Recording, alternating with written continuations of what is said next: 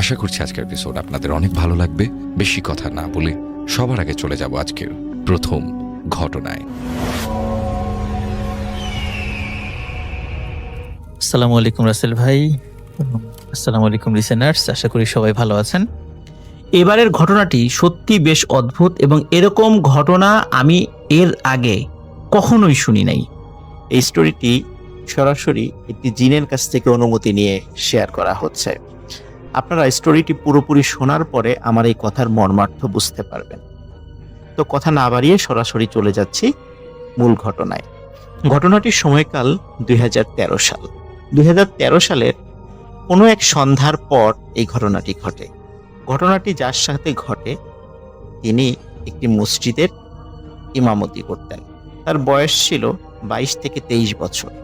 ওই সময়টিতে মাগরিবের নামাজের পরে রিফাত নামে একটি ছেলেকে তিনি আরবি পড়াতেন। রিফাতের বাড়ি লাহুরিয়া যে বাজার, সে বাজার থেকে সামান্য একটু দূরে। উনি মাগরিবের নামাজ পড়িয়ে রিফাতের বাসায় যেতেন এবং রিফাতকে আরবি পড়িয়ে আবার এশার নামাজ পড়াতে আসতেন। মাগরিবের পর যখন রিফাতকে তিনি পড়াতে যান, পড়ানোর একটি পর্যায়ে রিফাত বলে যে আমি একটু ওয়াশরুমে যেতে চাই। তো ওদের ওয়াশরুমটা ছিল বাসার বাইরে, সাধারণত গ্রাম সাইডে যেরকম থাকে আর কি। তো রিফাত ওয়াশরুমের কথা বলে বাইরে গিয়ে হঠাৎ চিৎকার চেঁচামেচি শুরু করে। রিফাত তার মাকে ডাকছে। ওই সময় তার বাবা বাড়িতে ছিল না, তার দাদাও বাড়িতে ছিল না, তার মা ছিল আর ওই হুজুর ছিল। তখন তার মাকে ডাকাডাকি শুরু করে। তখন তার মা হুজুরকে বলে, চলেন তো দেখি ও ডাকাডাকি করছে কেন। তখন তারা টর্চ লাইট নিয়ে বাইরে বের হয়। রহস্য তখন থেকেই শুরু। রিফাত বলে যে দেখো দেখো, অদ্ভুত প্রকৃতির একটি সাপ। সত্যি আলো জ্বালিয়ে দেখা যায় অদ্ভুত প্রকৃতির একটি সাপ। এই সাপটি এর আগে কেউ কখনো দেখেনি এবং সাপটি অন্য রকমের একটি সুন্দর সাপ। মানে এটা সৌন্দর্যের সাথে অন্যান্য সাপের আসলে মিল পাওয়া যায় না। খুবই সুন্দর একটি সাপ। এখন অদ্ভুত ব্যাপার হলো, সাপটি ওইখান থেকে সরে চলে যাচ্ছে না, সে নড়াচড়া করছে কিন্তু ওই জায়গাটাতেই আছে। এখন রিফাতের যিনি আরবি হুজুর, উনি চিন্তা করছেন যে আসলে সাপটি মারবেন কি মারবেন না। উনি দ্বিধাদ্বন্দ্বে আছেন। এই দ্বিধাদ্বন্দ্বের একটি পর্যায়ে উনি সিদ্ধান্ত নেন যে না, সাপটিকে তিনি মেরে ফেলবেন। দ্রুত উনি একটি লাঠি নিয়ে এসে সাপটির গায়ে আঘাত করেন এবং অল্প সময়ের মধ্যেই সাপটি মারা যায়। সাপটি মারা যাওয়ার পরে তারা সবাই চিন্তা করে যে এই ধরনের সাপ এর আগে কখনো তারা দেখে। এই জন্য ওই ভাই উনি তার কাছে থাকা মোবাইলে কয়েকটি ফটো তুলে রাখেন ওই সাপের। প্রিয় লিসেনার্স, ঘটনাটি শুরু এখান থেকে। যেদিন সাপটিকে মারা হয় ওই দিন ছিল বৃহস্পতিবার সন্ধ্যার পর। শুক্রবার ফজরের নামাজের পর ওই ভাইয়ের অভ্যাস ছিল একটু ঘুমানো। ফজরের নামাজের পর উনি একটু ঘুমিয়েছেন। হঠাৎ করে একটি আননোন নাম্বার থেকে ওনার ফোনে একটি কল আসে। কল রিসিভ করার পরে উনি শুনতে পান যে বাজারেরই একজন লোক তাকে বাজারে ডাকছে। কারণ হিসাবে বলেন যে একজন অপরিচিত ভদ্রলোক আসছে, বৃদ্ধ ভদ্রলোক, তিনি তার সাথে দেখা করতে চান। তো ওই ভাই উনি জামা কাপড় পরে রেডি হয়ে বাজারে আসেন, লাহুরিয়া বাজারে। বাজারে আসার পর দেখেন খুব সুন্দর চেহারার একজন বয়স্ক দাড়িওয়ালা মুরব্বী একজন ভদ্রলোক বসে আছেন। বসে থাকার পর উনি যখনই ওই ভাইকে দেখেছেন তিনি উঠে দাঁড়ানোর পরে ওই ভাই তাকে আগে সালাম দেন। তখন বলেন যে আপনি আজকেই আমার সাথে যাবেন মিঠাপুর নামক একটা জায়গায়। ওইখানে একটা মসজিদ আছে, আপনি ওই মসজিদে ইমামতি করবেন। এখানে যেই টাকা আপনাকে দেওয়া হয় বেতন হিসাবে, তার থেকে দ্বিগুণ টাকা আপনাকে দেওয়া হবে। আপনি এখনই আমার সাথে যেতে হবে। এখন ওনাকে যখন মানে এখনই যেতে হবে এই কথাটা বলে, তখন ওই ভাইয়ের মনে কিন্তু অনেকগুলো সন্দেহ জন্ম নেয়। কেন এত তাড়াতাড়ি এখনই যেতে হবে কেন? উনি বলে যে আসলে আমি তো এখানে একটা চাকরি করি, আমি তো এইভাবে হঠাৎ করে চলে যেতে পারি না। কিন্তু উনি বলে যে আপনি এখন একজনকে এখানে রেখে আমার সাথে যেতে হবে এবং এখনই ওই মিঠাপুর মসজিদে গিয়ে আপনি জুম্মার নামাজ পড়াবেন শুক্রবারে। এই ঘটনার আকস্মিকতায় উনি হতভম্ব হয়ে যান যে এইভাবে তো কেউ সচরাচর বলে না। তখন ওই ভাই তার ছোট ভাইকে জুম্মার নামাজ পড়ানোর দায়িত্ব দিয়ে ওই মুরব্বির সাথে মিঠাপুরের উদ্দেশ্যে রওনা দেন। স্বাভাবিকভাবেই যেই পরিবহন ব্যবস্থা ছিল সেই পরিবহনের মাধ্যমে মিঠাপুরে আসেন এবং মিঠাপুরে একটি মসজিদে উনি জুম্মার নামাজ পড়ান। জুম্মার নামাজ পড়ানোর পর আসরের নামাজ, মাগরিবের নামাজ, এশার নামাজ যখন হয়ে যায়, এশার নামাজের পর যখন ওনাকে যেখানে থাকতে দেওয়া হয়েছে সেখানে বিশ্রাম নিচ্ছিলেন, হঠাৎ করে একজন মানুষ এসে তার দরজায় knock করে। দরজা খুলে দেখে ওই মুরব্বি, যেই মুরব্বি তাকে সকালবেলায় এই মিঠাপুরে নিয়ে এসেছে। তখন ওই মুরব্বি ওই ভাইকে বলে আপনাকে এখনই আমার সাথে যেতে হবে। তখন উনি বলে যে আপনার বাড়ি কোথায়? বলে যে আমার বাড়ি এই যেই আপনি যে মসজিদে নামাজ পড়েন এই মসজিদের কাছাকাছি। কিন্তু কোন গ্রামে এক্স্যাক্টলি উনি বলেননি। তখন উনি বলেন যে আপনার সাথে যেতে হবে কেন? তখন উনি বলেন যে আমার ছেলে মারা গেছে, আপনাকে আমার সাথে যেতে হবে, আপনাকেই তার দাফন কাফন করতে হবে। তখন ওই ভাই রাজি হন না, যেহেতু অপরিচিত একটি জায়গা, উনি কিছুতে রাজি হতে চান না। কিন্তু ওই মুরব্বী ভদ্রলোক উনি খুব পীড়াপিড়ি শুরু করেন যে না, আপনাকে যেতেই হবে। এক সময় ওই ভাই রাজি হন এবং ওই মুরব্বীর সাথে যাওয়া শুরু করেন। ওই মুরব্বীর সাথে আরো দুইজন লোক এসেছিল। এখন ওই সময়টা ছিল এমন একটি সময় যে তখন আশেপাশে যে বিল ছিল, বিলে মোটামুটি পানি চলে এসেছে। এখন কোন বাড়িতে যে যাবে সেটা কিন্তু ওই ভাই জানতেন না। তখন দেখলেন যে ওই মুরব্বি একটি বড় নৌকা নিয়ে এসেছে। তখন সবাই নৌকায় চড়ে বসে এবং নৌকা চলতে থাকে। কিছু সময় নৌকা চলার পরে ওই ভাই ফলো করেন যে নৌকা আসলে বিলের মধ্যে দিয়ে যাচ্ছে না। আশেপাশে নৌকার সাথে ঘেঁষে বড় বড় গাছ পালা, ঘাস এরকম দেখা যাচ্ছে চাঁদের আলোতে।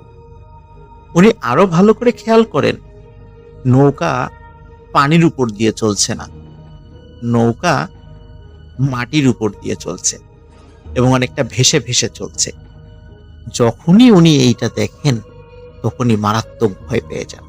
তখন উনি কিছু বলার আগেই নৌকার সামনে থাকা ওই ভদ্রলোক ওই ভাইকে বলেন যে বাবা, তোমার কোনো ভয় নেই, তুমি নিশ্চয়ই বুঝতে পেরেছ যে আমরা মানুষ নই, আমরা জিন। আমার সন্তান মারা গেছে, এই সন্তানকে গোসল করানো, জানাজা পড়ানো এবং দাফন করা থেকে শুরু করে নিয়ে সব কাজ তোমাকেই করতে হবে। তখন উনি আসলে ঘটনার আকস্মিকতায় এতটা হতভম্ব হয়ে গিয়েছিলেন যে উনি তখন কি বলবেন কিছু বুঝে উঠতে পারছেন না। কারণ উনি সজ্ঞানে দেখছেন যে ওনার চারদিকে যারা আছে সবাই জিন, কিন্তু মানুষ রূপী, এবং এই নৌকাটি শূন্যের উপর দিয়ে ভেসে চলছে, কিন্তু সেটা মাটির উপর দিয়ে, পানির উপর দিয়ে নয়। তখন উনি সাহস করে জিজ্ঞাসা করেন আপনার ছেলে কখন মারা গেছে? তখন ওই মুরব্বী বলেন বৃহস্পতিবার সন্ধ্যার পরে। বলে বৃহস্পতিবার সন্ধ্যার পরে এখনো রেখে দিয়েছেন? বলে হ্যাঁ, এখনো রেখে দিয়েছি তোমার জন্য, তুমি সব কাজ করবা, তোমাকে এই কারণেই নিয়ে যাচ্ছি। তখন বলে আমাকেই কেন নিয়ে যাচ্ছেন সেখানে? তখন উনি বলেন যে তোমাকে এই জিনিসটা আমি দেখাতে চাই যে একটি পরিবারের যখন পিতামাতার বুক খালি হয়ে যায় তখন তাদের কি পরিমাণ কষ্ট হয়, এটাই তোমাকে দেখতে হবে আজকে, চলো।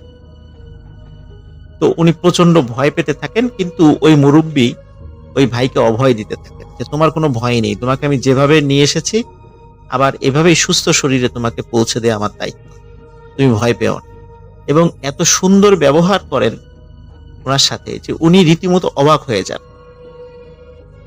কিছু সময় পরে একটি বাড়ির সামনে নৌকাটি দাঁড়ায়। নৌকা থেকে তারা নামেন, নামার পরে দেখেন সাদা জুব্বা পরা, সফেদ দাড়ি অসংখ্য লোক সেখানে আছে এবং বাড়ির ভেতর থেকে কান্নার আওয়াজ ভেসে আসছে। এবং ওই বাড়ির যেই ডিজাইন বা অন্য কিছু স্বাভাবিক বাড়ির থেকে সেটা ছিল আলাদা।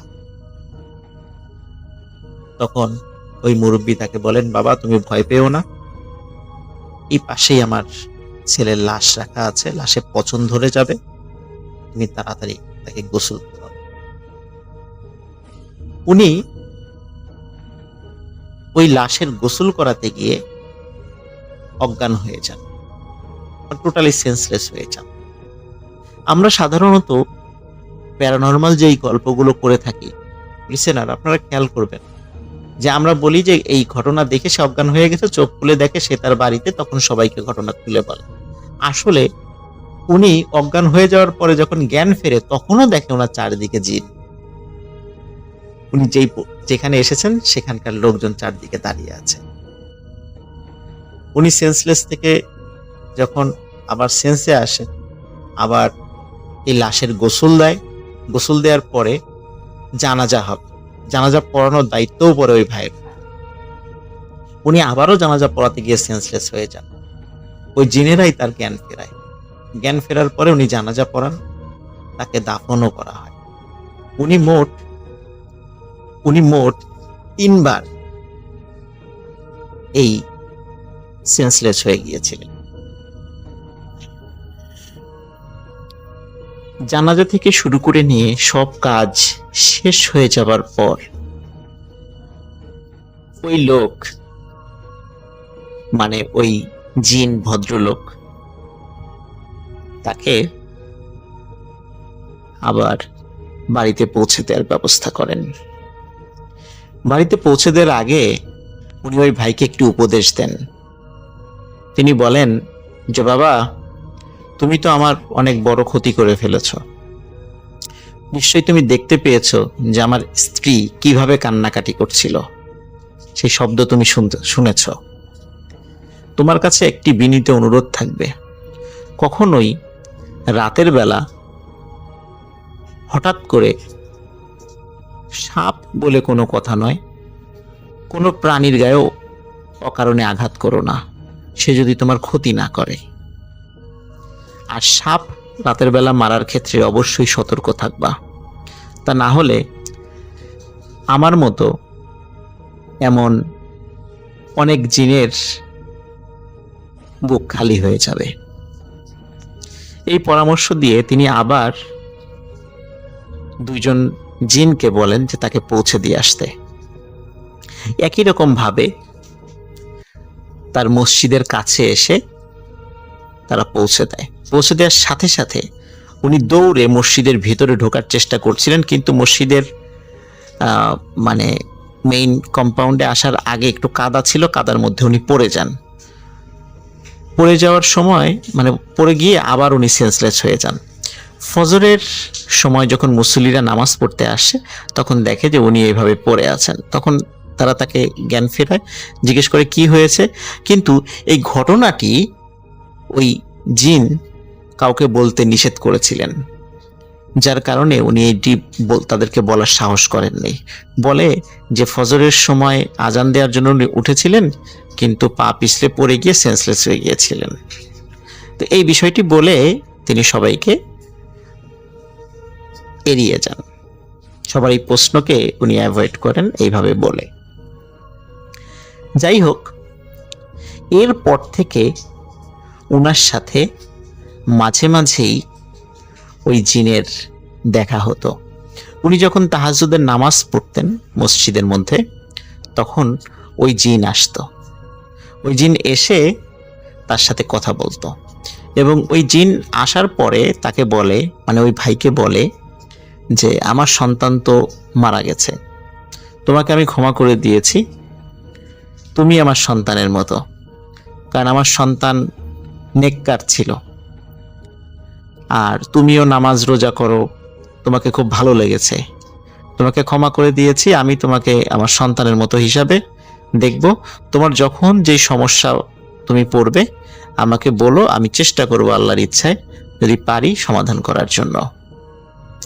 এরপর থেকে ওই ভাইয়ের কাছে মাঝে মাঝেই ওই জিনটা আসতো, এসে বিভিন্ন বিষয়ে আলোচনা করত, ধর্মীয় বিষয়ে কথা বলতো, বিভিন্ন বিষয়ের সমাধান করে দিত।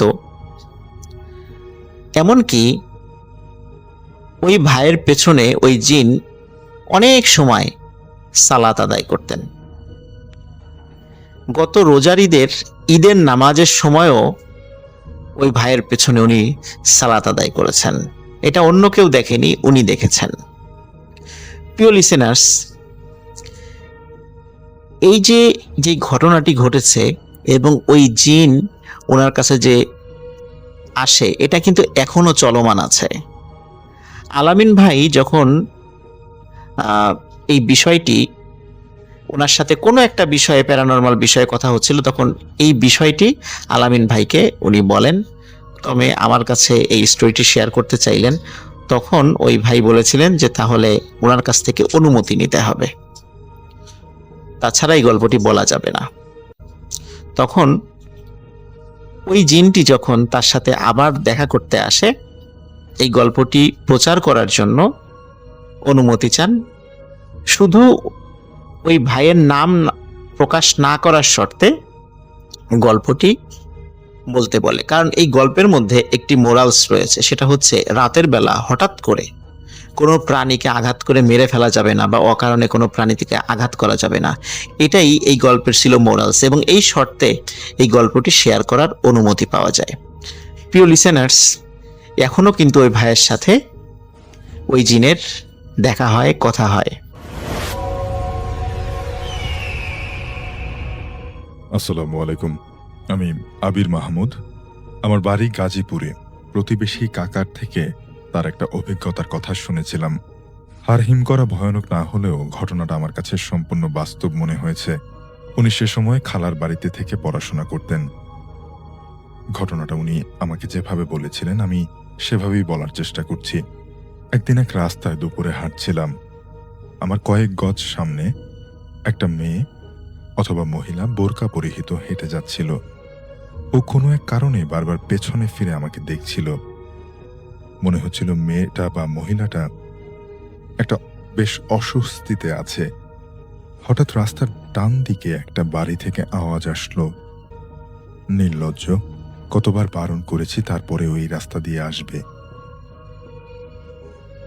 এই কথা শুনে আমার সামনের মেয়েটা জিন শব্দ উচ্চারণ করে দৌড়ে পালিয়ে গেল। আমি ভাবলাম আমাকে দেখে ভয় পেয়েছে। বেশ কিছুদিন পর ওই রাস্তা দিয়ে যাচ্ছিলাম, আমি একাই ছিলাম। চলতে গিয়ে হঠাৎ আমার ডান হাত কারো পেটে গিয়ে লাগলো, কিন্তু কাউকে দেখলাম না। এবং ডান দিকে ওই বাড়িটা থেকে আওয়াজ আসলো, আরে মোটা মাথা। যাই হোক, আমি ভাবলাম যে বাড়ির ভেতরে কেউ হয়তো বা কথা বলছে। এদিকে আমার মাথা খারাপ হবার উপক্রম, কারণ জলজ্যান্ত স্পর্শ টের পেলাম, কিন্তু কাউকে দেখছি না কেন। আমি চারিদিকে হাত ছড়াছড়ি করে ওই অদৃশ্য সত্তাকে ধরার চেষ্টা করলাম, কিন্তু পারলাম না। রাস্তাটা ছিল ধুলোময়, অতএব চারিদিকে খুব সতর্কতার সাথে আমি খেয়াল রাখছিলাম, কেননা কেউ সরে পড়ার চেষ্টা করলে তার পদচিহ্ন ওই ধুলোয় পড়ে থাকবে। কিন্তু ফলাফল শূন্য। অন্যদিকে ডান দিকের ওই বাড়ি থেকে হাসাহাসির শব্দ শোনা গেল, আরো শোনা গেল। জিনিসটা কিন্তু মজার। দেখো কিভাবে জাল ফেলে ধরার চেষ্টা করছে। আমি ভাবলাম ওই বাড়ির লোক টিভিতে হয়তো কিছু একটা দেখছে। অনেক কিছুই ভাবতে ভাবতে সেদিন আমি বাড়ি ফিরে আসলাম। অনেকদিন ওই রাস্তা ধরে চলেছি। রাস্তার আরেকদিন ওই রাস্তা ধরে চলেছি। রাস্তার বিপরীত দিক থেকে একটা লোক হেঁটে আসছিল, বেশ বয়স্ক লোক। আমরা দুজনের নিকটবর্তী হলেই সে আমাকে সালাম জানালো। তার চেহারাটা যেন অন্যরকম। বেশ আশ্চর্য হলাম, কারণ জীবনে প্রথম কোনো বয়স্ক ব্যক্তি আমাকে সালাম দিল। আরো একটু এগিয়ে যেতেই এক দম্পতি আমাকে থামিয়ে দিল। এক মহিলা তার কোলের বাচ্চাকে আমার দিকে এগিয়ে দিয়ে বলল, বাচ্চাটা একটু ধরুন তো। আমি ভাবলাম ওরা হয়তো কিছু একটা করবে, তাই অনিচ্ছা সত্ত্বেও না বলতে পারলাম না। এরপর দেখলাম দুজনের পরনের কাপড় ঠিক করে দিচ্ছে।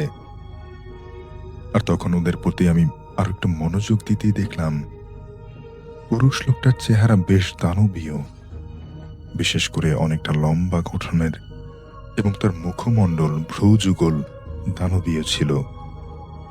এরকম আকৃতি আমি আগে দেখিনি। এবার ওরা নিজেদের কাজ শেষ করে আমার কাছ থেকে বাচ্চাটা ফেরত নিতে আসলো, এবং ওই মহিলা আমাকে বলল, বাচ্চাটা সুন্দর তাই না? আমি মাথা ঝাঁকিয়ে বললাম, হ্যাঁ। আসলে বাচ্চাটা বেশ ছোট ছিল এবং মোটেও আমার কাছে সুন্দর মনে হয়নি, যদিও শিশুরা নিষ্পাপ। এরপর ওরা চলে গেল। একদিন খুব সকালে বাড়ি থেকে বের হচ্ছি, তখনই আমার খালা আমাকে বলল, তুমি ওই রাস্তা দিয়ে যাবে না, ঠিক আছে? আমি বললাম, কেন, কি হয়েছে? তখন আমার খালাতো ভাই অনেকটা হেসে আমাকে বলল, এত কিছু জানার কি দরকার, তোকে বারণ করেছি, যাবি না। সকালবেলা আমার মেজাজটা বিগড়ে গেল। জেদ করলাম যে ওই রাস্তা দিয়েই যাব। অবশেষে তাই করলাম। চলতে চলতে ভোরবেলায় ওই রাস্তার পাশে কিছুক্ষণের জন্য দাঁড়ালাম। কোথাও কোনো লোকজন নেই। একটা সিগারেট জ্বালিয়ে আমি নিচের দিকে তাকিয়ে কিছু ভাবতে লাগলাম। একটু পরেই মাথা তুলে দেখলাম আশেপাশে বেশ কয়েকজন বিভিন্ন বয়সের পুরুষ লোক চলাফেরা করছে। ওদেরকে বেশ ধার্মিক মনে হলো। এই কারণে আমি তখন সিগারেটটা লুকানোর চেষ্টা করলাম। সকলের চেহারাটা একটু অন্যরকম, বিশেষ করে ভ্রুযুগল এবং মুখের গঠন। এরকম চেহারার লোকজন এর আগে আমি ওই এলাকায় কখনো দেখিনি। দুজন লোক কথা বলতে বলতে আমার দিকে এগিয়ে আসলো এবং কাউকে উদ্দেশ্য করে একজন আরেকজনকে বলল, এ আসলে জাত বেচাত চেনে না। অন্য লোকটাও সম্মতি উত্তর দিয়ে, না, চেনে না। এর কিছু দূর পর আমি ওই রাস্তা দিয়ে বাড়ি ফিরছিলাম। কিছুদিন পরেই একটু সামনেই বেশ কয়েকজন পুরুষ লোক দাঁড়িয়েছিল। একজন উচ্চতায় বেশ লম্বা আর মোটা। ওরা কোনো এক ব্যক্তিকে উদ্দেশ্য করে উত্তেজিত কথাবার্তা বলছিল। আমি হাঁটার গতি কমিয়ে দিয়ে মাথা নিচু করে এগোতে লাগলাম, ফলে ওদের চেহারা আমি ভালো করে দেখার সুযোগ পাইনি। একজন আরেকজনকে বলছিল, থাক, আজ ছেড়ে দাও, এরপরেও আর আসবে না। আমাদের প্রধানকেও সঙ্গে এনেছি। আমি হাঁটতে হাঁটতে ওই মোটা লোকটার নিকটবর্তী হতেই সে ঘুরে আমার দিকে তাকালো এবং বলতে লাগলো, ও শুধু আমার মুখের দিকে তাকালে দেখবো মজা, অন্তত আমাদের তো মান সম্মান আছে, তাই না? তখন ওই মোটা লোকের সাথীরা বলতে লাগলো, এর পরেও যদি আবার আসে, মনে হচ্ছে প্রধানের মেয়েকে আনতে হবে। এরপর ওই লোকটা বলল যে আবার যদি আসে তাহলে মজা দেখাবো ওকে। সব শুনে বুঝলাম আবহাওয়াটা খুব গরম, অতএব মাথা নিচু করেই চলে আসলাম। ওদের চেহারা দেখার ইচ্ছা থাকলেও তা সম্ভব হয়নি। এই ঘটনার পরপরই আবার পরবর্তী দিনই ওই রাস্তা ধরেই বাড়ি ফিরছিলাম। রাস্তার বিপরীত দিক দিয়ে কেউ এগিয়ে আসছিল। বেশ কাছে চলে আসতেই সে গলা পরিষ্কার করার ভঙ্গিতে আওয়াজ করলো, অর্থাৎ গলা পরিষ্কার করার ভঙ্গিতে একটা শব্দ করলো। আমি মাথা তুলে দেখি যে বোরকা পরিহিতা এক লম্বা মেয়ে মানুষ, মুখের আকৃতি ও ভ্রুযুগল দানবীয়। আমি মুখ তুলে তাকাতেই এক মুহূর্ত পর সে নিজের মুখমণ্ডলকে বিরক্তির ভাব ফুটিয়ে তুলল। মহিলার আচরণ দেখে মেজাজ খারাপ হয়ে গেল। বুঝলাম এটা সে পরিকল্পনা করেই করছে। আমি হাঁটা থামিয়ে দাঁড়িয়ে আর চোখে ওর আচরণ দেখতে লাগলাম। ততক্ষণে সে আমাকে অতিক্রম করে পেছনে চলে গেল এবং কি যেন বলল। আমি এত রেগে গিয়েছিলাম যে ও কি বলছিল তা বুঝতে পারিনি। অবশেষে বাড়ি চলে আসলাম, আর ওই রাস্তার দুই ধারে যত বাড়ি ছিল সবগুলো বাড়ির পেছন দিকটা রাস্তার দিক করা। তারপর এক মহিলা একদিন আমার খালার কাছে এসে কি কি যেন বলল। পরে খালা অনেক অনুরোধ করে আমাকে ওই রাস্তায় না যাওয়ার জন্য রাজি করিয়েছিল। ওই রাস্তায় কেউই তেমন চলাফেরা করে না। অবশেষে বেশ কিছুদিন পরে আমার খালার এলাকার ওই রহস্যটা আমি বুঝলাম। আসলে ওই এলাকাটা পুরোটাই চীনেদের দখলে ছিল, তাই সাধারণত কেউ ওই রাস্তায় চলাফেরা করত না। আসসালামু আলাইকুম রাসেল ভাই, আশা করছি আপনি ভালো আছেন। রাসেল ভাই, আমি শাকিল আহমেদ। আজকে আপনাকে যেই ঘটনাটি শেয়ার করব, এই ঘটনাটা আসলে অনেক বেশি ভয়ানক একটা ঘটনা, যেটা আমি শুনেছিলাম আমার নানুর মুখ থেকে। উনি আসলে এত সহজে বলতে চাননি, তারপরও আমি খুব জোরাজোরি করে এই ঘটনাটি শুনেছি।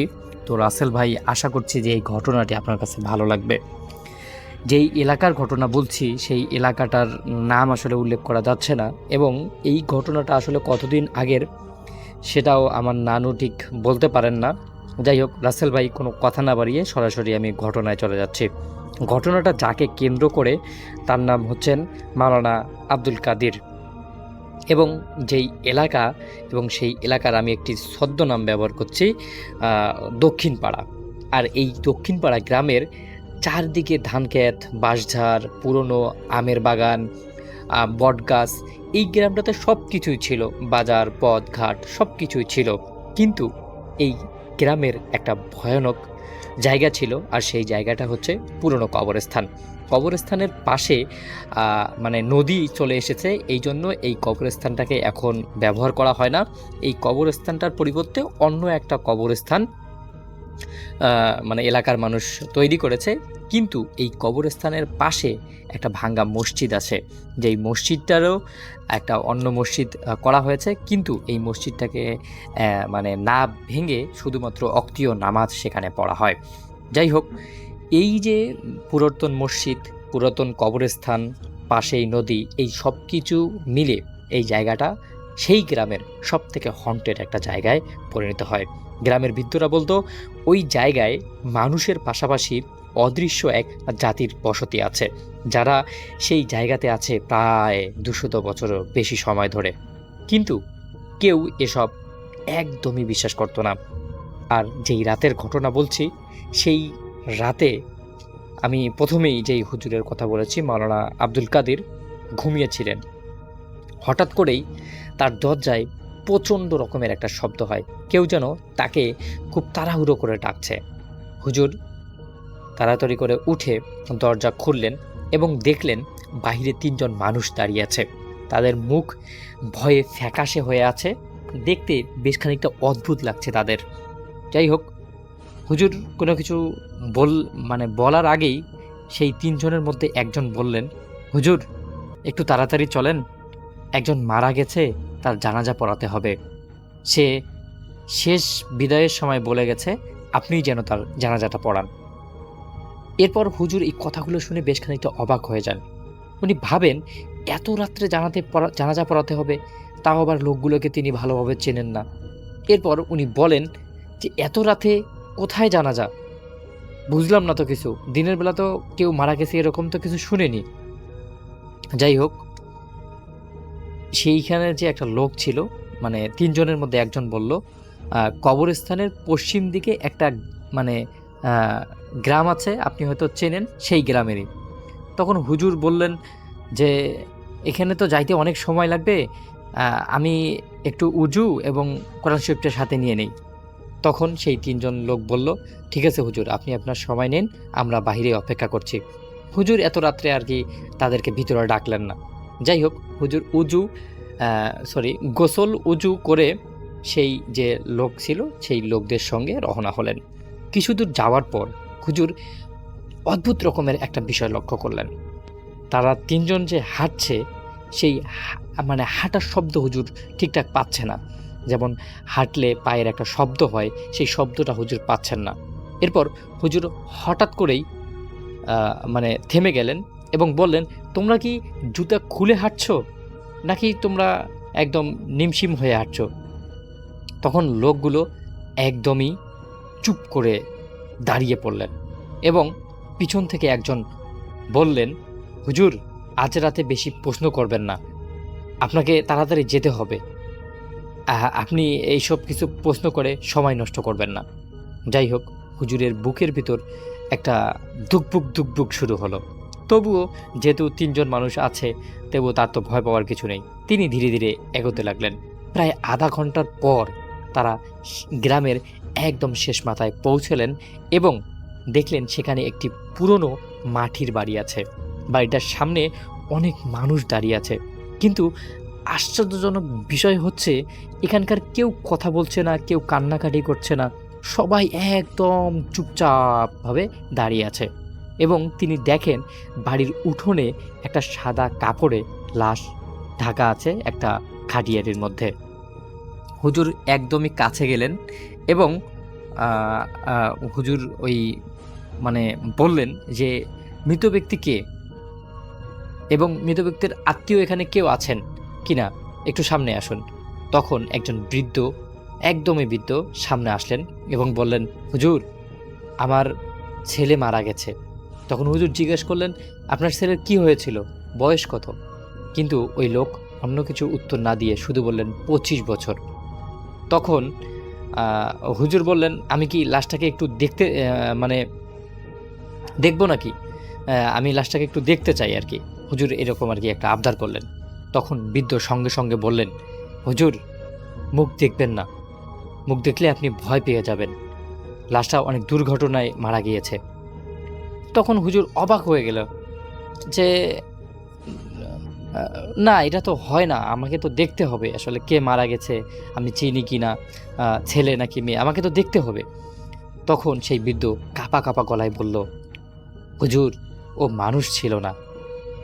এবং এই কথাটা শুনে চারপাশের সবাই একসঙ্গে কেমন যেন একটু নড়ে চড়ে উঠল। এবার হুজুর বুঝতে পারলেন যে ব্যাপারটা একদমই স্বাভাবিক নয়। মানে এই সমস্ত কিছু চিন্তা করতে করতেই হঠাৎ করে বৃদ্ধ বলল, ও আমাদের ঘরে জন্ম হয়নি, এক রাতে বনের পাশে ওকে পেয়েছিলাম। ছোট ছিল, আমরা তাকে মানুষ করেছি, কিন্তু বড় হওয়ার পর বুঝলাম ও অন্য জগতের কেউ। এই কথা শুনে হুজুর একদমই চুপসে গেলেন, কোনো কিছুই বললেন না। হুজুর শুধু ভয়ে আতঙ্কিত হয়েই যাচ্ছেন। তখন বৃদ্ধ আবারও বলল, আজ সন্ধ্যায় ও মারা গেছে, কিন্তু ওর মৃত্যুর পর থেকেই বাড়ির ভিতরে অদ্ভুত সব ঘটনা ঘটেই চলছে। আর ঠিক তখনই বাড়ির ভিতর থেকে একটা কেমন যেন ঠক ঠক ঠক ঠক শব্দ এলো। তারপর দরজার ওপাশ থেকে একটা গলায় বলল, আমাকে জানাজা দিও না। এই কথাটা শুনেই হুজুরের শরীর একদম শিউরে উঠল, কারণ গলাটা ছিল মানে এমন একটা গলা, যে গলাটা মনে হচ্ছে যেন মানে এমনভাবে কথাটা বলছে, মনে হচ্ছে কর্কশ মেজাজের একটা গলা। এর পরেই সেখানে থাকা বৃদ্ধ একদম কাঁদতে কাঁদতে বলল, হুজুর, ও মারা যাওয়ার আগে এই কথাটাই বলছিল। এরপর হুজুর বলল, লাশ তো বাহিরে আছে, তাহলে এ কথা বলছে কে? উপস্থিত কেউ হুজুরের উত্তর দিল না। এরপর কোনো কিছু না করেই হুজুর মানে তাড়াহুড়ো করে, হুজুর আসলে সেই লাশটাকে দেখার জন্য হুমড়ে খেয়ে পড়ছে, মানে লাশটাকে তার দেখতেই হবে। এবং আল্লাহর কি মানে নীলা খেলা আসলে রাসেল ভাই, হঠাৎ করেই একটা দমকা হাওয়া এসে সেই যে লাশটার উপরে সাদা কাপড়টা ছিল, সেই কাপড়টা একটু নড়ে উঠল। এবং এটা দেখে সেখানে উপস্থিত সবাই পিছিয়ে গেল। কিন্তু হুজুর যেহেতু সেখানে ছিল, সেহেতু হুজুর সাহস করে লাশটার কাছে গেলেন এবং তিনি কোরআন শরীফ তেলাওয়াত করা শুরু করলেন। আর ঠিক তখনই প্রচণ্ড জোরে বাতাস বইতে শুরু করলো। চারপাশের কুপির আলো একদমই নিভে গেল। জায়গাটা যেন অন্ধকারের মধ্যে, শুধুমাত্র হুজুরের কণ্ঠ ছাড়া আর কিছুই শোনা যাচ্ছিল না। তারপর হঠাৎ করেই লাশের উপরের সাদা কাপড়টা নিজের থেকেই ধীরে ধীরে উড়ে গেল, কিন্তু নিচে কোনো শরীর নেই, শুধু খালি একটা মানে খাটলি যেটাকে বলে আর কি। সাদা কাপড়ের নিচে শুধু একটা কালো ছায়ার মতো কিছু একটা বোঝা যাচ্ছে। এটা দেখে হুজুর একদমই পিছে গেলেন। আর ঠিক তখনই কবরস্থানের দিক থেকে একসঙ্গে অনেকগুলো কথা, অনেকগুলো যেন গলার আওয়াজ আসতে থাকলো। সবাই যেন বলছে, জানাজা পড়াও, জানাজা পড়াও, জানাজা পড়াও। হুজুর কিছুই বুঝতে পারলেন না। হুজুর বুঝতে পারলেন যে এখান থেকে ফেরার একটাই পথ, জানাজা পড়াতেই হবে। তখন হুজুর সবাইকে বললেন, লাশ নিয়ে কবরস্থানে চলুন এবং আমরা এখনই এটা জানাজা পড়াবো। তখন 4 জন লোক খাটিয়াটি তাদের ঘাড়ে তুলে নিল। কিন্তু আশ্চর্যজনক বিষয় হচ্ছে, খাটিয়াটি মানে উঠাতেই কেমন যেন মানে সেই যে 4 জন ছিল, সেই 4 জন কোনো কিছু করতে পারতেছে না। 4 জন একদমই মানে এই লাশটাকে তুলতে গিয়ে মানে ঘেমে যাচ্ছে একদম রীতিমতো। আর আশ্চর্যজনক বিষয় হচ্ছে, কিছুক্ষণ আগেই সেই লাশটির মানে খাটিয়াটির উপর তো কিছুই ছিল না, তাহলে হঠাৎ করেই এই লাশটি মানে এই খাটিয়াটি এত ওজন হলো কিভাবে? সাথে সাথেই হুজুর বললেন, সবাই বিসমিল্লাহ আল্লাহু আকবার বলুন, লা ইলাহা ইল্লাল্লাহ পড়ুন। এবং সবাই বিসমিল্লাহ আল্লাহু আকবার লা ইলাহা ইল্লাল্লাহ পড়তে পড়তে হঠাৎ করেই সেই খাটিয়াটি হালকা হতে লাগলো। আর ঠিক তখনই তারা সেই খাটিয়াটি নিয়ে কবরস্থানের দিকে হাঁটতে শুরু করলো। কবরস্থানের মাঝখানে পৌঁছতেই চারপাশের বাতাস কেমন যেন হঠাৎ থেমে গেল। তারপর হঠাৎ করেই একটা কবরের মাটি ফেটে সামান্য উপরে উঠে ধস করে উঠল। এটা দেখেই একজন লোক চিৎকার করে উঠল, বলল, হুজুর আপনি ভয় পাবেন না, আপনি জানাজার নামাজ পড়ান, জানাজার নামাজ পড়ালেই আমার মনে হয় সব কিছু ঠিকঠাক হয়ে যাবে। এরপর হুজুর সবাইকে বললেন, সবাই সারিবদ্ধ হয়ে দাঁড়ান।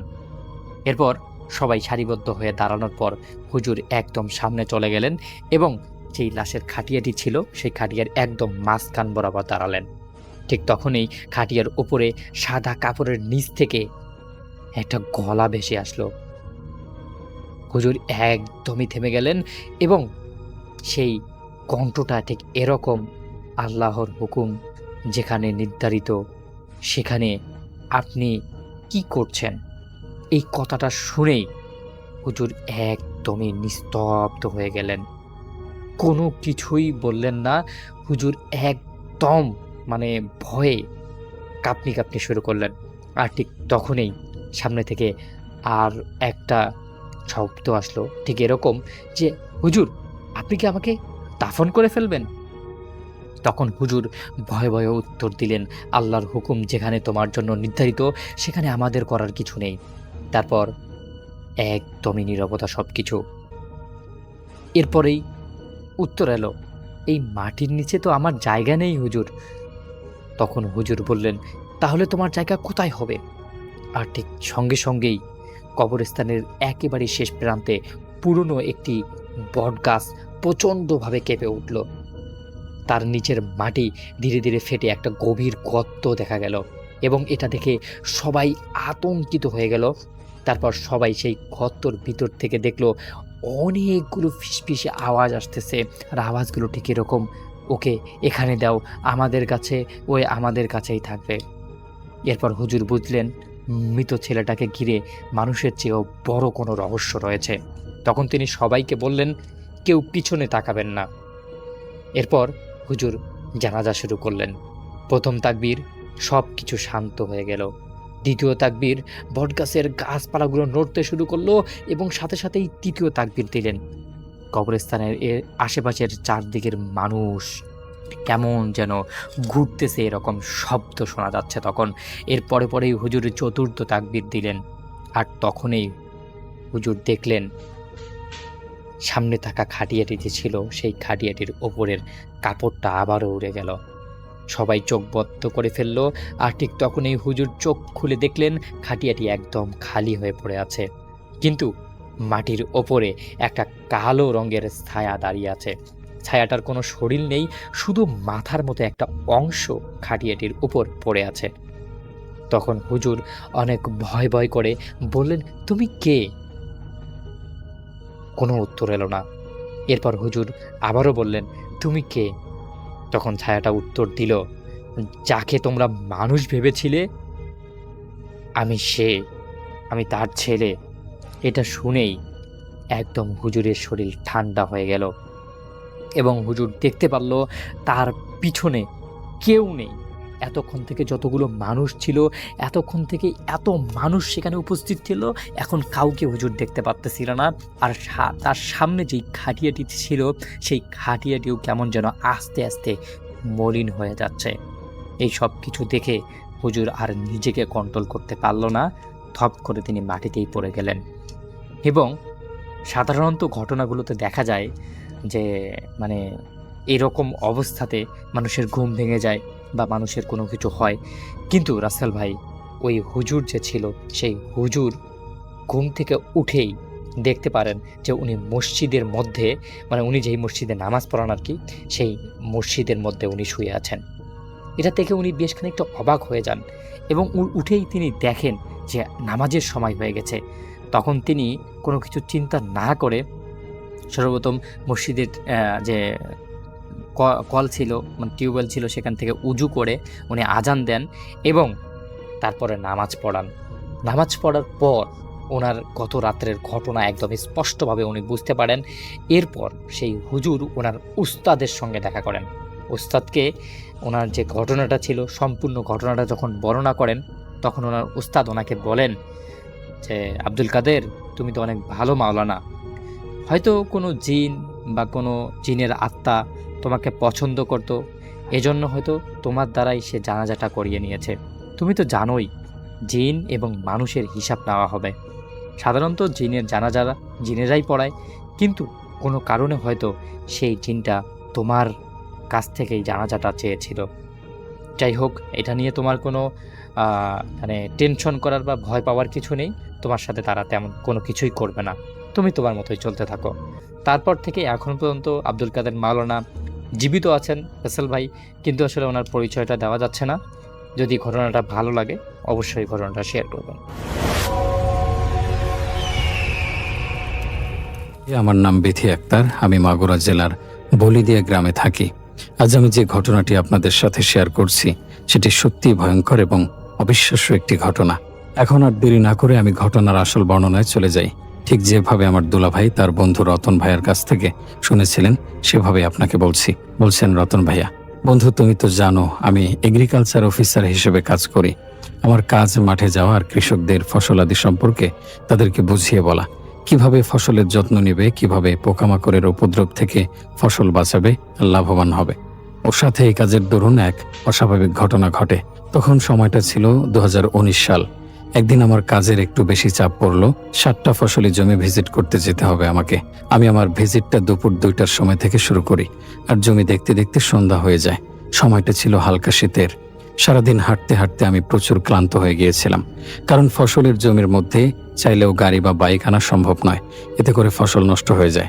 তবে সন্ধ্যা হয়ে গেলেও আরও একটি জমির ভিজিট করা তখনও বাকি ছিল। আমি মনে মনে ভাবলাম যে আজই সেই জমিটিও ভিজিট করে কাজ শেষ করব, কারণ কাল শুক্রবার আর আমি শুক্রবার ছুটিতে কাটাতে চাই।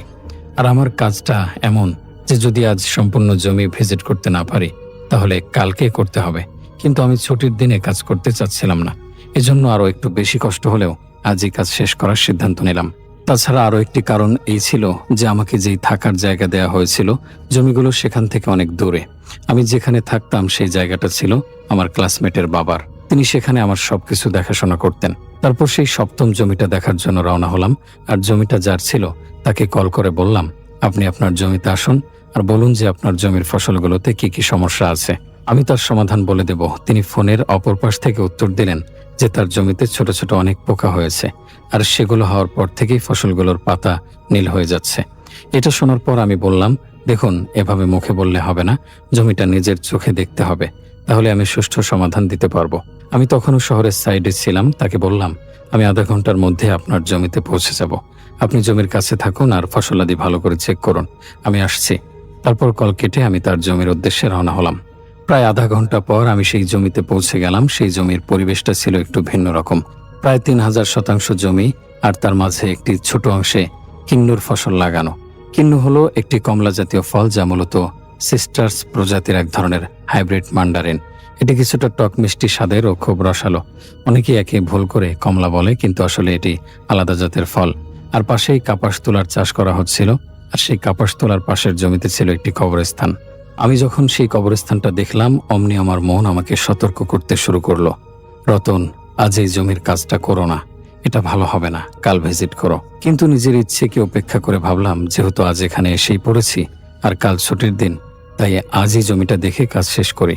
চারপাশে অন্ধকার নেমে এসেছে। আমি বিসমিল্লাহ পড়ে কাজ শুরু করলাম। ফসলগুলো দেখতে লাগলাম। জমির মাঝে যেই কিন্নু আর কাপাসের বাগান ছিল সেটাও দেখতে হবে।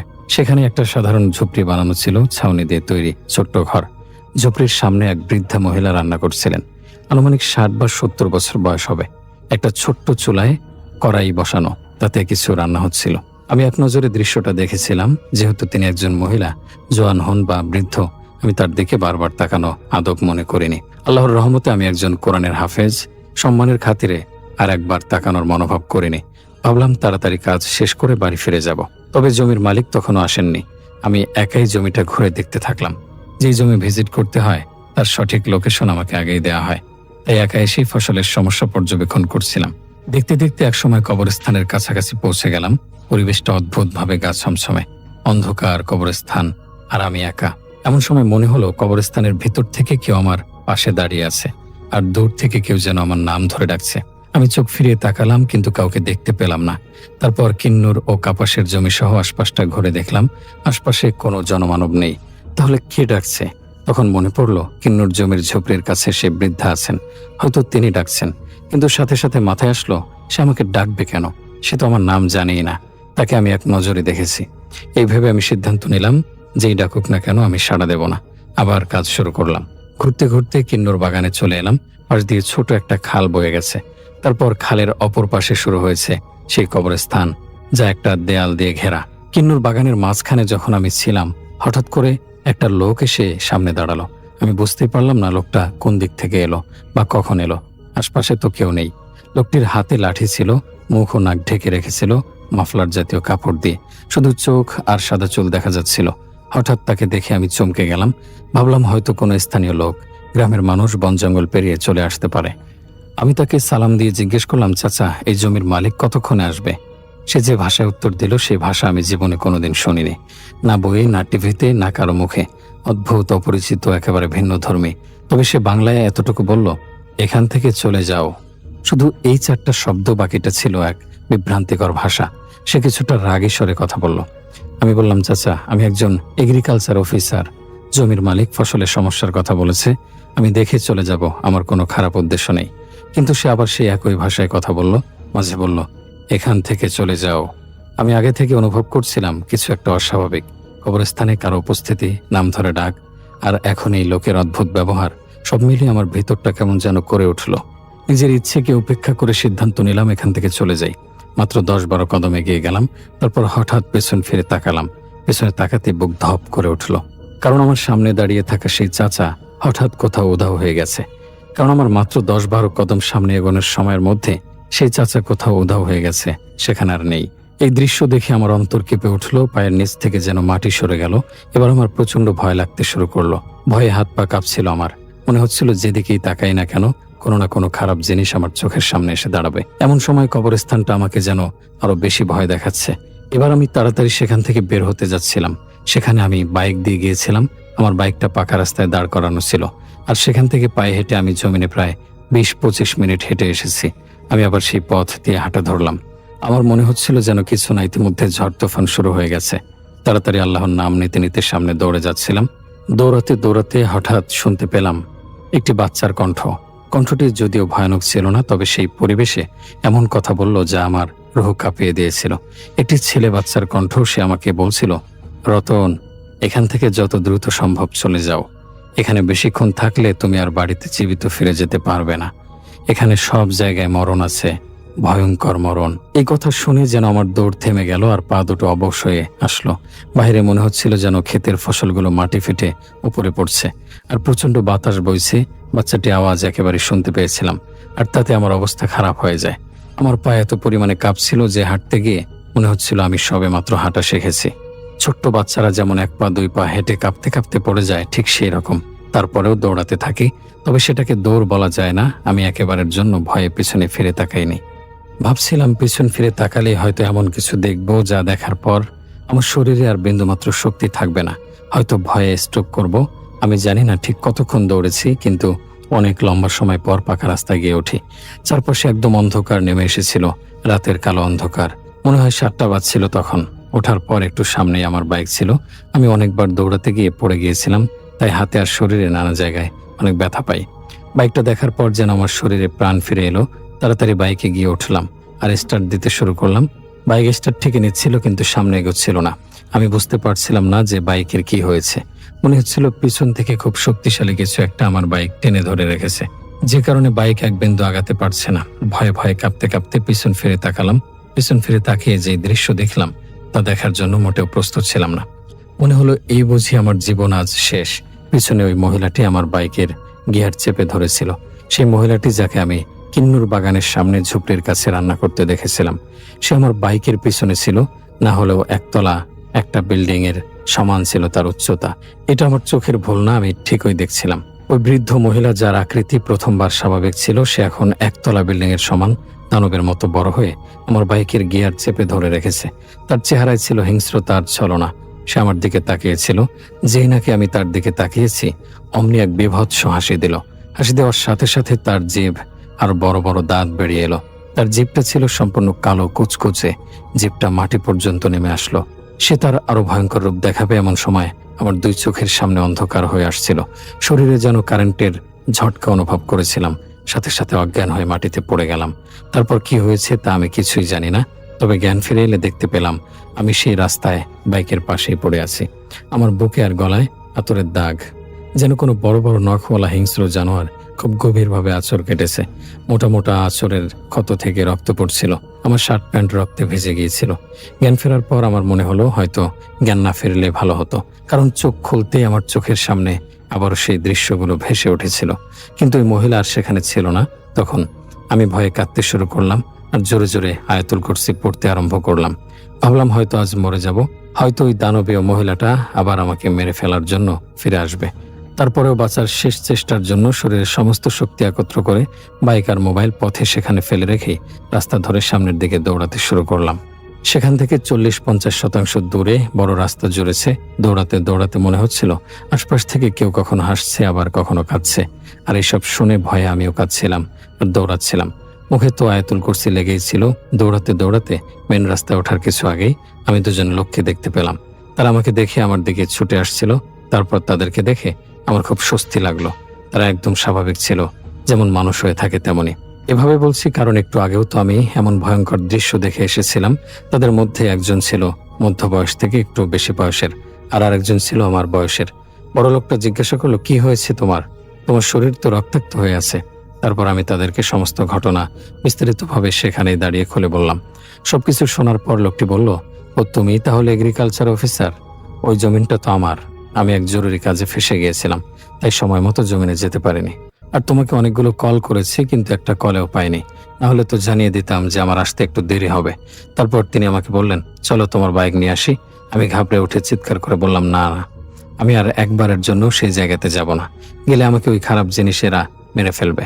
আমি প্রচন্ড ভীত হয়ে গিয়েছিলাম। আমার অবস্থা বুঝতে পারছিলেন তারা। ওই লোকটা পেছনে অল্প বয়সী ছেলেটা ছিল, তার ছেলে। সে আমাকে সাহস দিয়ে বলল, এতজন একসাথে থাকলে কোনো বিপদ হবে না আল্লাহর রহমতে। তবে সেখানে বাইক আনতে একা যাওয়া কারোর জন্যই উচিত নয়।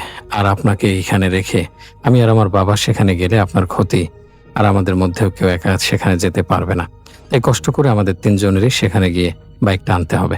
তারপর তাদের কথায় রাজি হয়ে শরীরে ক্ষত নিয়েই আবার বাইক আনতে গেলাম। গিয়ে দেখি আমার মোবাইল আর জিনিসপত্র এলোমেলো হয়ে পড়ে আছে। তবে সেখানে গিয়ে তেমন কোনো উপকার হলো না, কারণ আমার বাইকটা দেখে মনে হচ্ছিল কেউ রাগে ক্ষোভে খুব প্রচন্ডভাবে বাইকটিকে মাটিতে আছাড় মারতে মারতে চূর্ণ বিচূর্ণ করে ফেলেছে। এটা দেখে আমরা 3 জন খুব ভয় পেয়ে গেলাম। আমি তাদেরকে বললাম, দেখেছেন, বলেছিলাম না এখানে আসা ঠিক হবে না। আমার কথা শুনে ওই ছেলের বাবা বলে উঠল, তাড়াতাড়ি চলো এখান থেকে। তারপর আমরা আবার সেখান থেকে মেন রোডের দিকে রওনা হলাম। ওই লোকের ছেলে আমাকে কাঁধে ভর করে নিয়ে যাচ্ছিল। আমরা রাস্তায় আবার নানান ধরনের আওয়াজ শুনতে পেলাম, তবে যতবার আওয়াজ আসছিল ততবার ওই লোকটা আজান দিচ্ছিলেন। আজান দিলেই সাথে সাথে আওয়াজগুলো বন্ধ হয়ে যেত। এভাবে ভয়ে ভয়ে আমরা সেই রাস্তা পার হয়ে মেন রোডে উঠলাম। মেন রোডে ওঠার পর তারা আমাকে তাদের বাড়িতে নিয়ে গেল একটি ভ্যান গাড়িতে করে। তাদের বাড়িতে যাওয়ার আগে একটা গ্রাম্য ডাক্তারের বাড়িতে নিয়ে গিয়ে প্রাথমিক চিকিৎসা করালো। তারপর রাতটা আমি তাদের বাড়িতেই কাটাই। তারা আমাকে খুব আদর আপ্যায়ন করে। লোকটি আমার কাছে মাপ চায় আর বলে যে সেই জমির পাশে যে বাগানটি আছে সে বাগানে প্রায় সময় এরকম ঘটনা ঘটে থাকে। এজন্য তারা একা কখনোই জমিতে কাজ করে না। সবসময় একের অধিক মানুষ জমিতে একসাথে যায় আর একসাথে ফিরে আসে। সন্ধ্যা নামার পর আর জমিতে থাকে না, তাই 2-3 জন হোক বা তারও অধিক। আমি এই কথা শুনে লোকটিকে বললাম, আপনার মাপ চাইতে হবে না, আপনি তো আর জানতেন না যে আমি একা আসছি। তাছাড়া আপনি তো আমাকে কল করেছিলেন, কিন্তু আমার মোবাইলে কোনো কল ওঠেনি। তারপর রাত শেষ হলে আমি বাড়িতে চলে আসি। বাড়িতে চলে আসার পর আমার ক্লাসমেটের বাবাকে সবকিছু খুলে বলি। তিনি আমার অবস্থা দেখে খুব পেরেশান হয়ে গিয়েছিলেন। তারপর টানা 3 দিন আমার প্রচন্ড জ্বর ছিল। আর এই 3 দিন আমি রাতের বেলা খুব বেশি ভয় পেতাম। মনে হতো কেউ আমার সাথে আছে আর রুমে ঘোরাফেরা করছে। তবে আঙ্কেল আমার খুব খেয়াল রেখেছিলেন।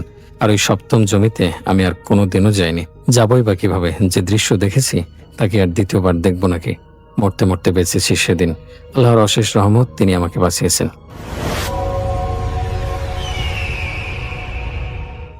সেদিন বৃষ্টি হচ্ছিল, প্রচুর, অনেক বৃষ্টি, আনবিলিভেবল। এত বৃষ্টি আমি আগে কখনো দেখি নাই। সকাল থেকে আমি সেদিন প্রচন্ড দৌড়াদৌড়ি করি। শুধু সকাল থেকে দৌড়াদৌড়ি না, এটা কয়েকদিনের দৌড়াদৌড়ি। এবং সেদিন দৌড়াদৌড়ি করে টায়ার্ড হয়ে বাসায় আসি। অফিস থেকে বাদ দিয়ে আমি অন্য কাজ করছিলাম। যা কাজ করছিলাম সেটার কথাই আমি কিছুক্ষণ পর বলবো। সেদিন কাক ভেজা হয়ে বাসায় ফ্রেশ হতে হতে 10টা বেজে যায় এবং শরীর খারাপ করে থাকে, হাঁচি আসতে থাকে। আসলে বৃষ্টিতে ভেজার আমার এত অভ্যাস নাই, কিন্তু এই গত 2 দিন যাবত এবং আজকে মিলে বেশ অনেকবার বৃষ্টিতে ভেজা হয়েছে। আসলে 7 দিনের মতো দৌড়াদৌড়ি করে আমার অবস্থা প্রায় কাহিল।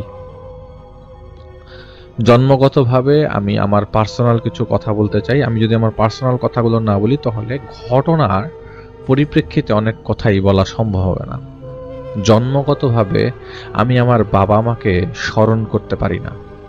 জন্মের পর থেকে আমি আমার বাবা মার কথা মনে করছি না, খালি ছবি দেখেছি এতদিন যাবৎ। আমার জন্মের 2 বছর পর আমাকে বাসায় রেখে আম্মার শরীর খারাপ থাকায় ডাক্তারের কাছে গিয়েছিলেন তারা। ব্যাক করবার সময় অটোকে বাসের চাপায়, মানে অটোকে বাস চাপা দেয় এবং সেইখানেই ঘটনাস্থলেই আমার বাবা মা মারা যায়। সে অটো চালক সহ মারা যায়। না বললেই না, সেই 1992 সালের কথা। আমি মানুষ হই আমার ছোট চাচার বাসায়। ছোট চাচাকে আমি আসলে বাবা বলেই জানতাম এবং আমি তার কাছেই বড় হই, কোনো ধরনের ঝামেলা ছাড়া। অনেক সময় চাচাদের মধ্যে এক ধরনের ঝামেলা থাকে, কিন্তু সম্পত্তি নিয়ে আসলে ছোট চাচা বা বড় চাচা আমাদের সাথে তেমন কোনো ঝামেলা করতো না। বড় হবার পর চাচাকে চাচা বলা শুরু করি, তার আগে তিনি আমার বাবাই ছিলেন। আর যে তিনি চাচি ছিলেন তিনিও মায়ের মতো ছিল, কখনো কোনো ধরনের ঝামেলা হয়নি তার সাথে। এবং 2টা চাচাতো ভাই ছিল আমার। দাদির মৃত্যুর পর দাদি বলে গেছিল আমি যেন আমার ছোট চাচার সাথে থাকি, তার থেকে যেন আমি দূরে সরে না যাই। উনি যদি আমাকে বকাঝকাও করেন তারপরও যেন না যাই। আর আমার দাদি আমার চাচার সাথে থাকতো বিধায় তার এই আবদারের কাছে ইমোশনাল অ্যাটাচটাও বেশ কড়াকড়ি ছিল। তো ঘটনার ব্যাখ্যা দেওয়ার আগে আসলে আমার নিজের ব্যাপারে জানানো দরকার বিধায় আপনাদের আমি বিরক্ত করলাম। তখন চাকরি সবে শুরু করেছি, 2005 সালের কথা। হঠাৎ একদিন আমার চাচাতো ভাইটার পেটের ব্যথা শুরু। পরে জানতে পারলাম ওর কিডনিতে প্রবলেম। এই সেই করে টাকা পয়সা খরচ করে এমন পর্যায়ে গেছে যে তখন ডায়ালাইসিস ছাড়া কোনো উপায় নাই।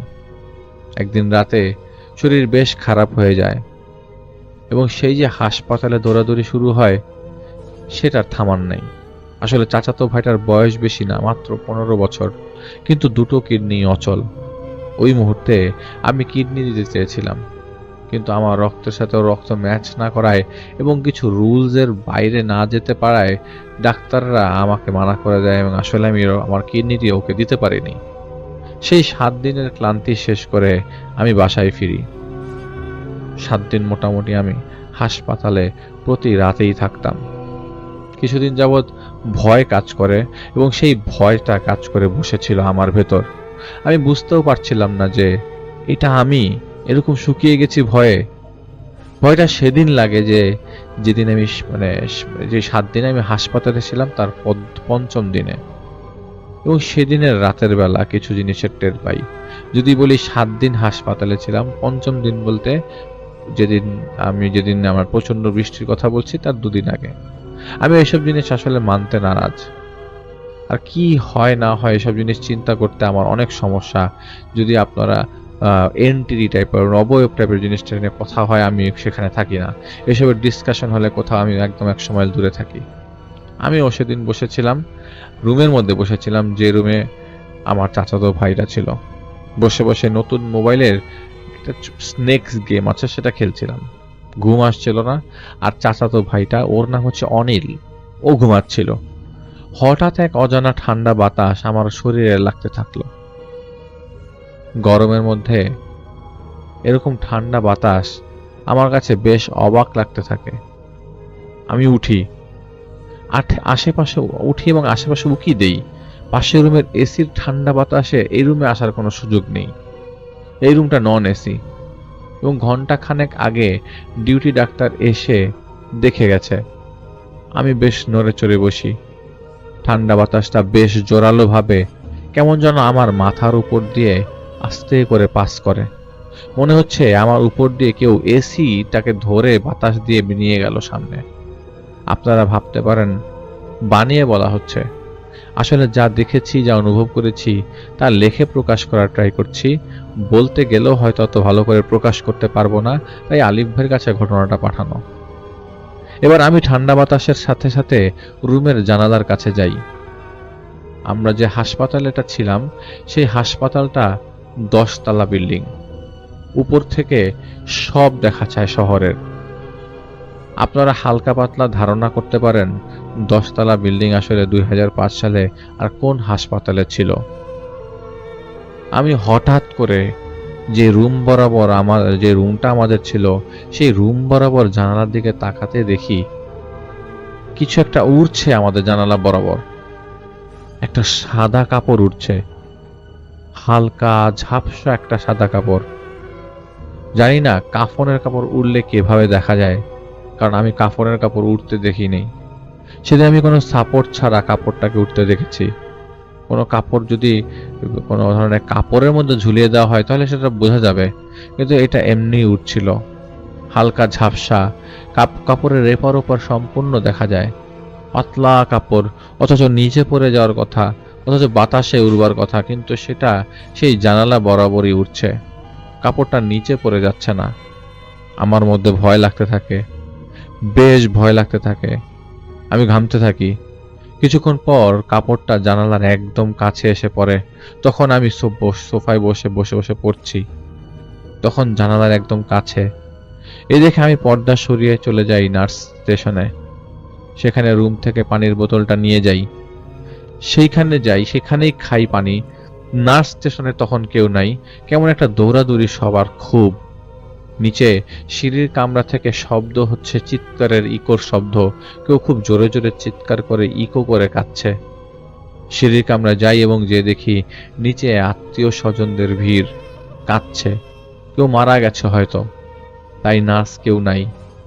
আমি উপরে উঠে রুমে যাই। রুমে যেয়ে আমার সাহসে কুলাচ্ছিল না কিছু করবার জন্য।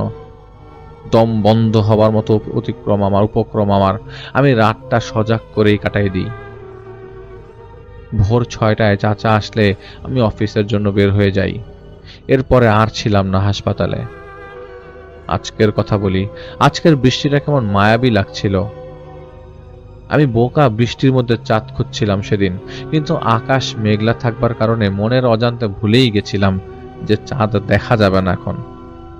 এখন তো বৃষ্টি পড়ছে। সাহিত্য টানতাম না আসলে।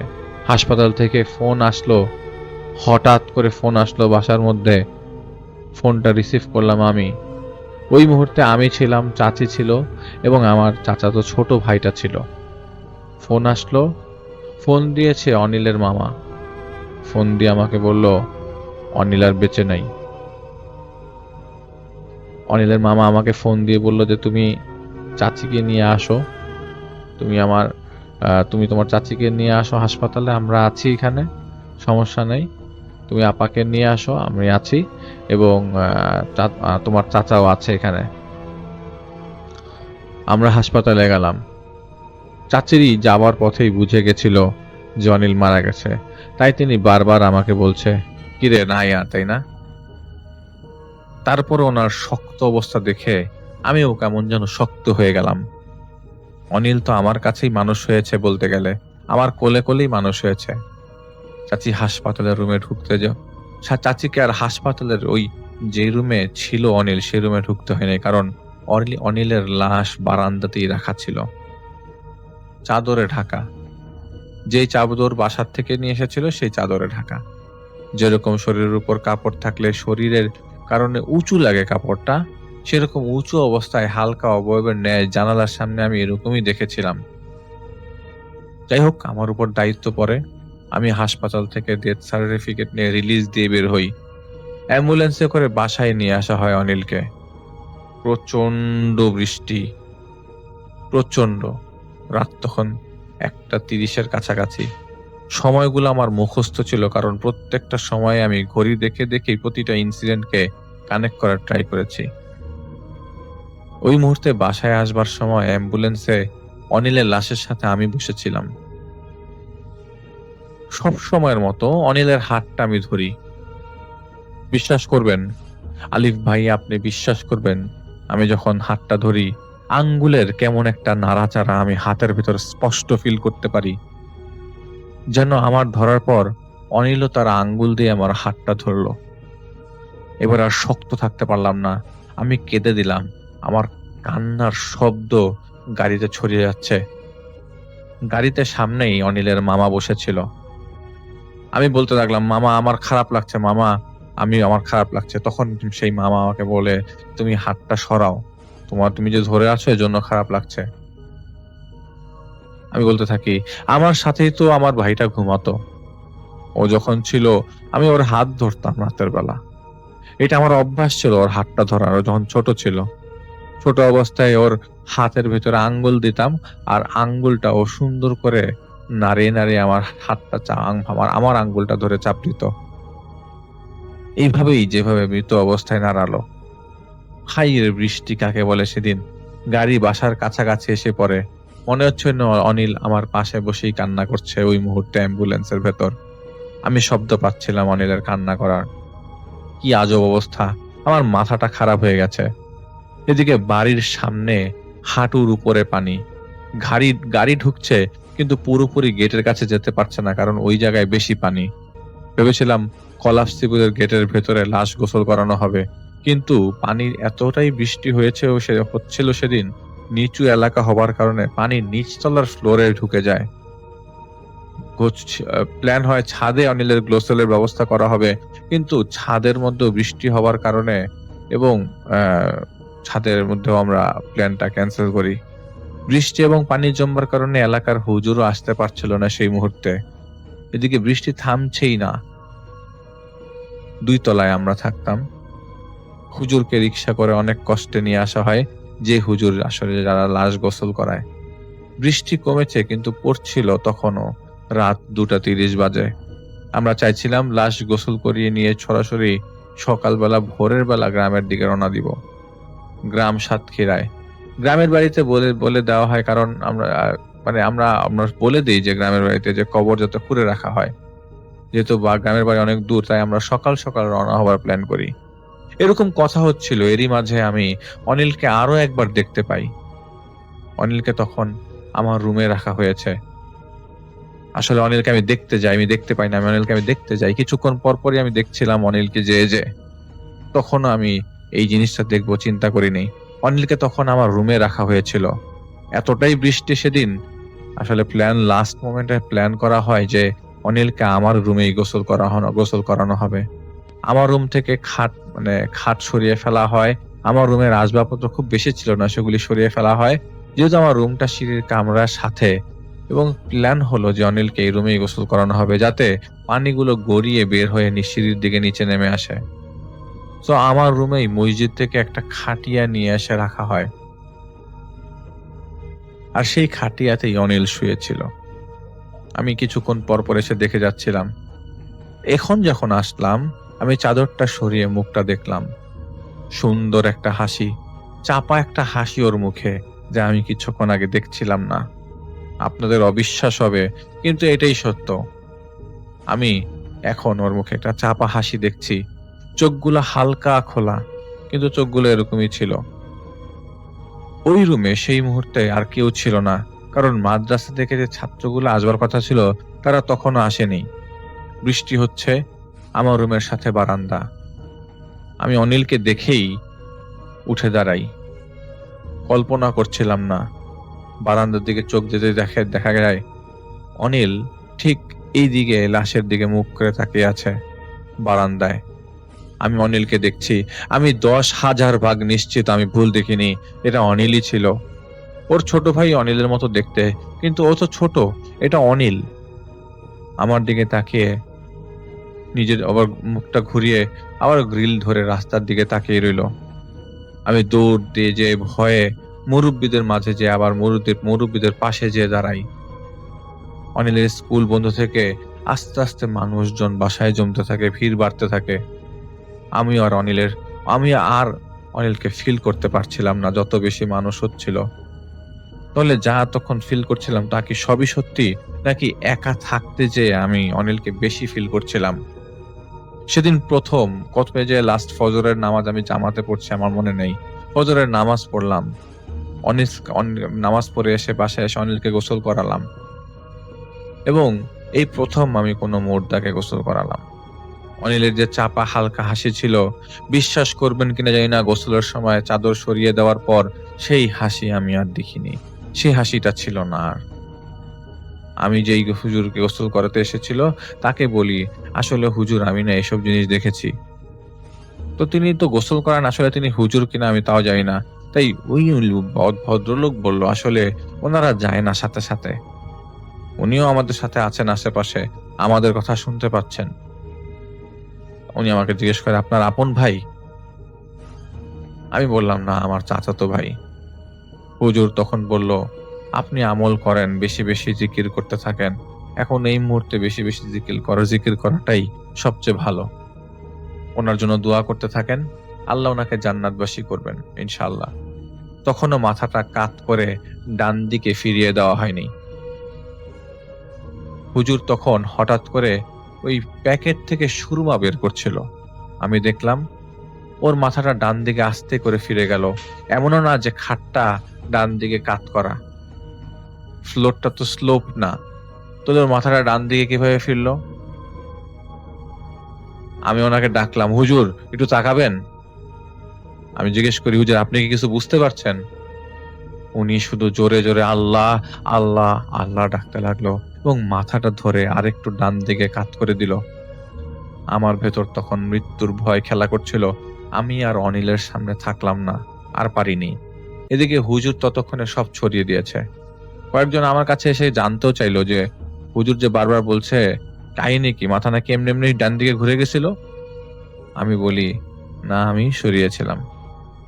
সেদিনের লাশ নিয়ে আমরা গ্রামের বাড়িতে রওনা দিই, এই জায়গায় সবকিছু ধামাচাপা দিয়ে। লাশের গাড়িতে আমি আর সাহস করে বসিনি, কবরে আমি নামিনি। ওর মামা আর আমার চাচা নেমেছিল কবরে।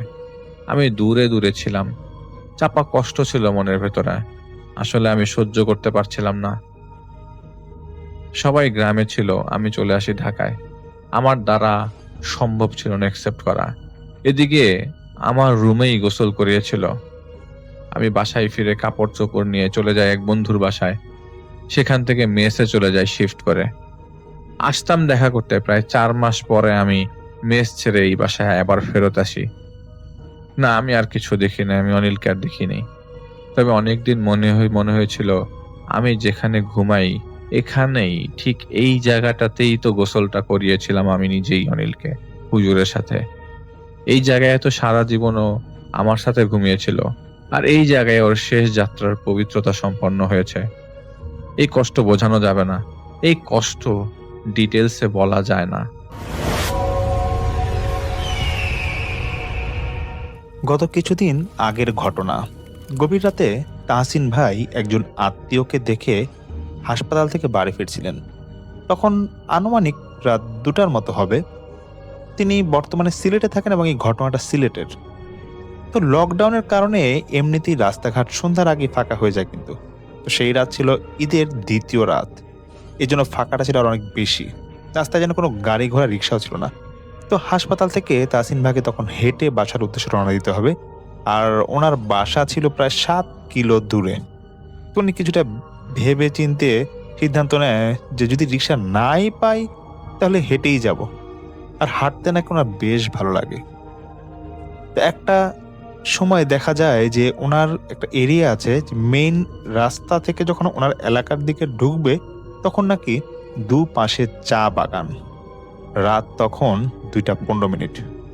তিনি হাঁটছিল একা একা এবং ভাবছিল যেখানে তিনি প্রায় সময় বন্ধুদের নিয়ে হাঁটাহাঁটি করত। তো তখন তিনি ফিল করতে থাকে যদি আজকে বন্ধুরা থাকতো তাহলে আমার একটু পরিবেশ ভিন্ন হতো। যাই হোক, তিনি এই যে চা বাগান আছে সেখানকার চৌকিদারদেরও খুঁজতে লাগলেন, কিন্তু কাউকেই তখন দেখা যাচ্ছিল না। তিনি হাঁটতে থাকেন, মনের মধ্যে তেমন কোনো একটা ভয় ছিল না, কিন্তু হঠাৎ একটা বাদুড় ওনার ঠিক মাথার সামনে দিয়ে উড়ে যায়। এত রাতে তিনি একা, আশেপাশে তেমন আলো নাই, সেই মুহূর্তে যদি একটা বাদুড় ওনার মাথার সামনে দিয়ে উড়ে যায় তাহলে কতটা ভয় ওনার লেগেছিল তখন ভাবতে অবাক লাগে। তিনি তখন হঠাৎ চমকে যায়। তারপরও তিনি মনের মধ্যে সাহস রাখছিলেন, কারণ এখন কিছুই করার নাই। যদি ভয়ানক কিছু ঘটেও থাকে সামনে, কেউ কিন্তু নাই যে ওনাকে বাঁচাবে, একমাত্র আল্লাহ ছাড়া। তারপর হঠাৎ করে তার শরীরটা নাকি একটু গরম হতে থাকে এবং তিনি গরম বাতাস অনুভব করতে লাগেন এবং ওনাকে অস্বস্তি লাগছিল। এতটা গরম নাকি তার কখনোই আগে লাগেনি। সব অদ্ভুত ঘটনা ঘটতে থাকে ওনার মাঝে। ওনার অনুভূতি হতে থাকে যে আশেপাশে হয়তো বা কেউ আছে, কেউ তাকে ফলো করছে। এদিকে ওনার মোবাইলে খুব অল্প চার্জ ছিল এবং তিনি দেখছে তখন প্রায় 2:40 বেজে গেছে এরকম হাঁটতে হাঁটতে। প্রায় 15-20 মিনিট ধরে তিনি হাঁটছেন। একটু পর তিনি ফিল করে তার সামনে দিয়ে কেউ একজন দৌড়ে গিয়েছে। এটা অশরীরী কিছু একটা হবে, কারণ তিনি মানুষের মতো কিছু বুঝতে পারেনি। তিনি যে একটা ছায়ার মতো কিছু একটা সামনে দিয়ে চলে গিয়েছে, চোখের পলকে গায়েব হয়ে গিয়েছে। তিনি বলেন যে তিনি নাকি জীবনেও এরকম কোনো ভয়ঙ্কর অভিজ্ঞতার শিকার হননি, কিন্তু সেদিনই প্রথম এই অভিজ্ঞতার শিকার হয়েছিলেন। এরপরও তিনি হাঁটতেছিল এবং হাঁটার বেশ খানিকটা পর সেই যে গরম লাগছিল ওনার, এবার নাকি ওনার বেশ শীত লাগা শুরু করে এবং তিনি একটা মানুষের আওয়াজ পান, যারা নাকি অনেকে একসাথে মিলে হাঁটাহাঁটি করলে যেরকম একটা আওয়াজ হয় এরকম একটা আওয়াজ, এবং একজন মনে হয় কথা বলছিল এরকম আওয়াজ পাচ্ছিল। উনি ভাবে যে হয়তো আশেপাশে মানুষ আছে। আশেপাশে তিনি তাকান, দেখে মানুষ নাই, কিন্তু আগরবাতির ঘ্রাণ পাওয়া তিনি শুরু করেন। এটা তীব্রভাবে তিনি ঘ্রাণটা পাচ্ছিল। এখন তিনি আস্তে আস্তে ভয়ের মধ্যে পড়ে যান। তিনি ঠিক করেন যে যেভাবেই হোক এখান থেকে তার দৌড়ে পালাতে হবে। নিশ্চয়ই আশেপাশে কিছু একটা আছে, হতে পারে ভালো কিছু, হতে পারে খারাপ কিছু। সেই মুহূর্তে তিনি বলেন যে 4 কোল পড়া তিনি শুরু করেন। সূরা ফালাক, সূরা নাস, সূরা কাফিরুন এবং সূরা ইখলাস, এগুলো তিনি পড়তে থাকেন এবং চোখ বন্ধ করে পড়তে থাকেন। এবং তিনি চোখটা খুলে দেখেন যে আশেপাশে যা তিনি দেখছিলেন, যে ভয়ানক একটা পরিস্থিতির শিকার হয়েছিল, সেখানে নাকি তার আর হয়নি। এবং আলহামদুলিল্লাহ তিনি তখন নাকি বাসার খুব কাছাকাছি এসে পড়েছিলেন। তো সারা যিনি ছিলেন তার বাবা একজন ব্যাংকার ছিল। তো সেই আঙ্কেল ঢাকায় একটা ব্যাংকে তিনি কাজ করতেন। তো সেই সুবাদেই সারাদের ঢাকায় নাকি যেতে হতো, মানে ওরা ছিল ঢাকার বাইরে। তো যেহেতু ওর বাবা ঢাকায় ব্যাংকে চাকরি পেয়েছে, তো তাদেরকে ঢাকায় এরকম একটা এলাকায় বাসা ভাড়া নিতে হয়। তো সেই এলাকার নাম তিনি বলতে মানা করেছে, দেখে আমি সেই এলাকার নাম নিচ্ছি না। তো বাসাটা ছিল 5 তলা এবং সারারা 5 তলাতেই থাকতো। তো তাদের ঠিক ফ্ল্যাটের পাশাপাশি আরেকটা বিল্ডিং। তো ওই বিল্ডিং এ আবার ওই 5 তলা বরাবর জায়গা হচ্ছে ছাদ। আর সেই ছাদ যেখানে ছিল সেখানে দেখা গিয়েছে যে পুরোটা ছাদ এরকম যে ওই কিছু কিছু ছাদ আছে যে হাফ মানে অনেক ভীম থাকে এবং ভীমগুলা অর্ধেক মানে একটু দেখা যায় যে সিমেন্ট দিয়ে গাঁথুনি দেওয়া থাকে এবং বাকিটা রড দেওয়া থাকে। সেরকম কিছু ছাদ এরকম আছে এবং ওই ছাদটাও নাকি এরকম ছিল। মানে বেশ কয়েকটা ভীম ছিল এবং ভীমের অর্ধেক হচ্ছে সিমেন্ট দিয়ে তৈরি করা এবং বাকিটা হচ্ছে রড দেওয়া, খাড়া খাড়া রড দেওয়া। মানে হয়তোবা সেখানকার বাড়িওয়ালা বিল্ডিংটা আরো করে বাড়াবে, এই জন্য সেরকম হাফ করে রেখেছে ভীমগুলা। তো যা হোক, সেটা এরকম পাশাপাশি একটা ছাদ ছিল এবং ঢাকা শহরের বিল্ডিং গুলো কিন্তু কিছু কিছু এলাকা আছে যে খুব গেঞ্জাগেঞ্জি, মানে একটার পর একটা খুব গায়ে লাগানো অনেকটা। তো সারারা সেই বাসায় উঠে এবং সারা সেই বাসাটা পরে গুজগাছ করার দিন তাদের ভালোই যাচ্ছিল। তো সারা এবং তার যে ছোট ভাই আছে তারা দুজন মিলে একদিন ঠিক করে যে ওদের বিল্ডিং এই যে 6 তলায় ছাদ আছে, সেই ছাদে কোনো একদিন বিকেলে তারা ঠিক করে একটু ঘোরাফেরা করতে যাবে আর কি। এটা নাকি বাড়িতে ওঠা 3-4 দিন পর তারা সেই ছাদে যায়, 6 তলায় ছাদে যায়। তো সারা সেই ছাদে যাওয়ার পর ঠিক একটা কর্নারে একটা নোটিশ বোর্ডের মধ্যে কিছু একটা লেখা আছে একটা কাগজে, সেটা দেখছে যে লিমিটিং করে একটা কাগজে কিছু একটা লেখান এবং বড় করে লেখা নোটিশ, এবং সেখানে লেখা যে একটা বাউন্ডারি আছে যেটা তার কাটা দিয়ে আটকানো ছিল। বলছে এই বাউন্ডারির ভিতর কেউ ঢুকবেন না এবং এখানে ঢুকলে আপনার বিপদ ঘটতে পারে, এবং তার পাশাপাশি লেখা যে সন্ধ্যার পর এই ছাদে কেউ আসবেন না। তো সারা একটু ভাবে যে হয়তো বাচ্চাদেরকে ভয় দেখানোর জন্য হয়তো এটা লিখেছে। আবার সেখানে দেখছিল সারা যে অনেক গাছের চারা এবং যে বাউন্ডারিটা ছিল সেখানে অনেক গাছের চারা। এর জন্য সারা ওর ভাইকে বলে থাকে এখানে যাওয়ার দরকার নাই, হয়তো এখানে গাছের চারা লাগাইছে বা দেখা যাবে যে কীটনাশক দিয়ে রাখে, এই জন্য হয়তো বীজ টিজ থাকতে পারে গাছের এখানে, তো যাওয়ার দরকার নেই, বা এটা মানে নোটিশ দিচ্ছি এই কারণে। তোরা সেদিনের মতো ছাদ ঘুরে তারা এসে পড়ে। আর সারার আম্মু সে কিন্তু ওনাদের যে ফ্ল্যাটটা ছিল ওই যেই রুমে থাকতো সেই রুমের পাশেই ছিল সেই ছাদ, তো ওই রুমে উনি জানলা লাগায় কিন্তু মোটামুটি ঘুমাতেন। আর একটা বিষয় এটা ছিল যে ওই বাসায় নাকি প্রায় রাতে কুকুর বেশ চিল্লাচিল্লি করতো এবং এটা ওনারা একটু বেশ খেয়াল করে। তো এখন সারার বাবা মাঝে মাঝে বলতে হয়তো এমন হতে পারে যে বাসার সামনে বেশ খালি জায়গা, এর জন্য হয়তো এরকম চিল্লাচিল্লি করতে পারে। তো এগুলো তারা খুব ইগনোর করতো এবং তারা একটা জিনিস খেয়াল করলো যে বাসায় উঠার পরই সারারা যে ফ্ল্যাটে থাকতো তাদের পাশের ফ্ল্যাটের যারা লোকজন ছিল তারা কিন্তু সারাদের সাথে একটু কম কথাবার্তা বলতো এবং সারাদের ফ্যামিলিটাকে একটু ইগনোর করতো, মানে খুব প্রয়োজন ছাড়া এরকম কথাবার্তা বলতো না। তো একদিন সারার আম্মু তিনি রুম পরিষ্কার করছিল 4-5 দিন পর আর কি, সেই বাড়িতে ওনাদের বাসায় ওঠার পর। তো পাশের বাসার বিল্ডিং এ যে ছাদটা ছিল সেখানে যে ভীমগুলা ছিল সেই ভীমগুলার দিকে লক্ষ্য করছে যে গরু হাড় যে আছে, গরুর বিভিন্ন অংশের হাড় কোনো দড়ি বা মানে বড় গিয়ে মানে দড়ি হবে বা পলিথিন হবে এগুলোতে পেঁচানো অবস্থা ভীমের মধ্যে রেখে দিয়েছে। আসলে পলিথিনগুলোকে দড়ির মতো চিকন করে ওইটা ওই ভীমগুলোর মধ্যে পেঁচানো অবস্থায় আছে এবং তিনি খেয়াল করছেন যে ছাদে ঢোকার যে গেটটা এখানে বেশ কয়েকটা জায়গায় কাগজে কিছু যেন লেখা, কিন্তু উনি ওনার ফ্ল্যাট থেকে স্পষ্ট এগুলো দেখতে পাচ্ছিল না। এবং তিনি তখন সারাকে বলতেছে, সারা দেখছো ওখানে যেন কি লেখা? তো এটা যে আসলে ভৌতিক কিছু হবে তখন কিন্তু সারা বা সারার আম্মু তারা কেউ ততটা আঁচ করতে পারে নাই। তো কোনো এক রাতে সারার আম্মু তিনি জানলা যে থাইয়ের মানে গ্লাসটা ছিল সেটা খুলে বসে আছেন যে কিছুটা বাতাস হয়তো আসুক। তো তখন সারার আব্বাও ছিল, তিনি অফিসে, তখন কি 7টা কি 8টা বাজে, কোনো একটা কারণে সেদিন সারার আব্বার ওনার অফিসের কাজ শেষ করে আসতে একটু লেট হবে। তো যাই হোক উনি সারার আম্মু উনি জানলার গ্লাসটা খুলে নিয়ে বসেছিল এবং সারা পাশেই পড়ার টেবিলে বসে পড়ছে।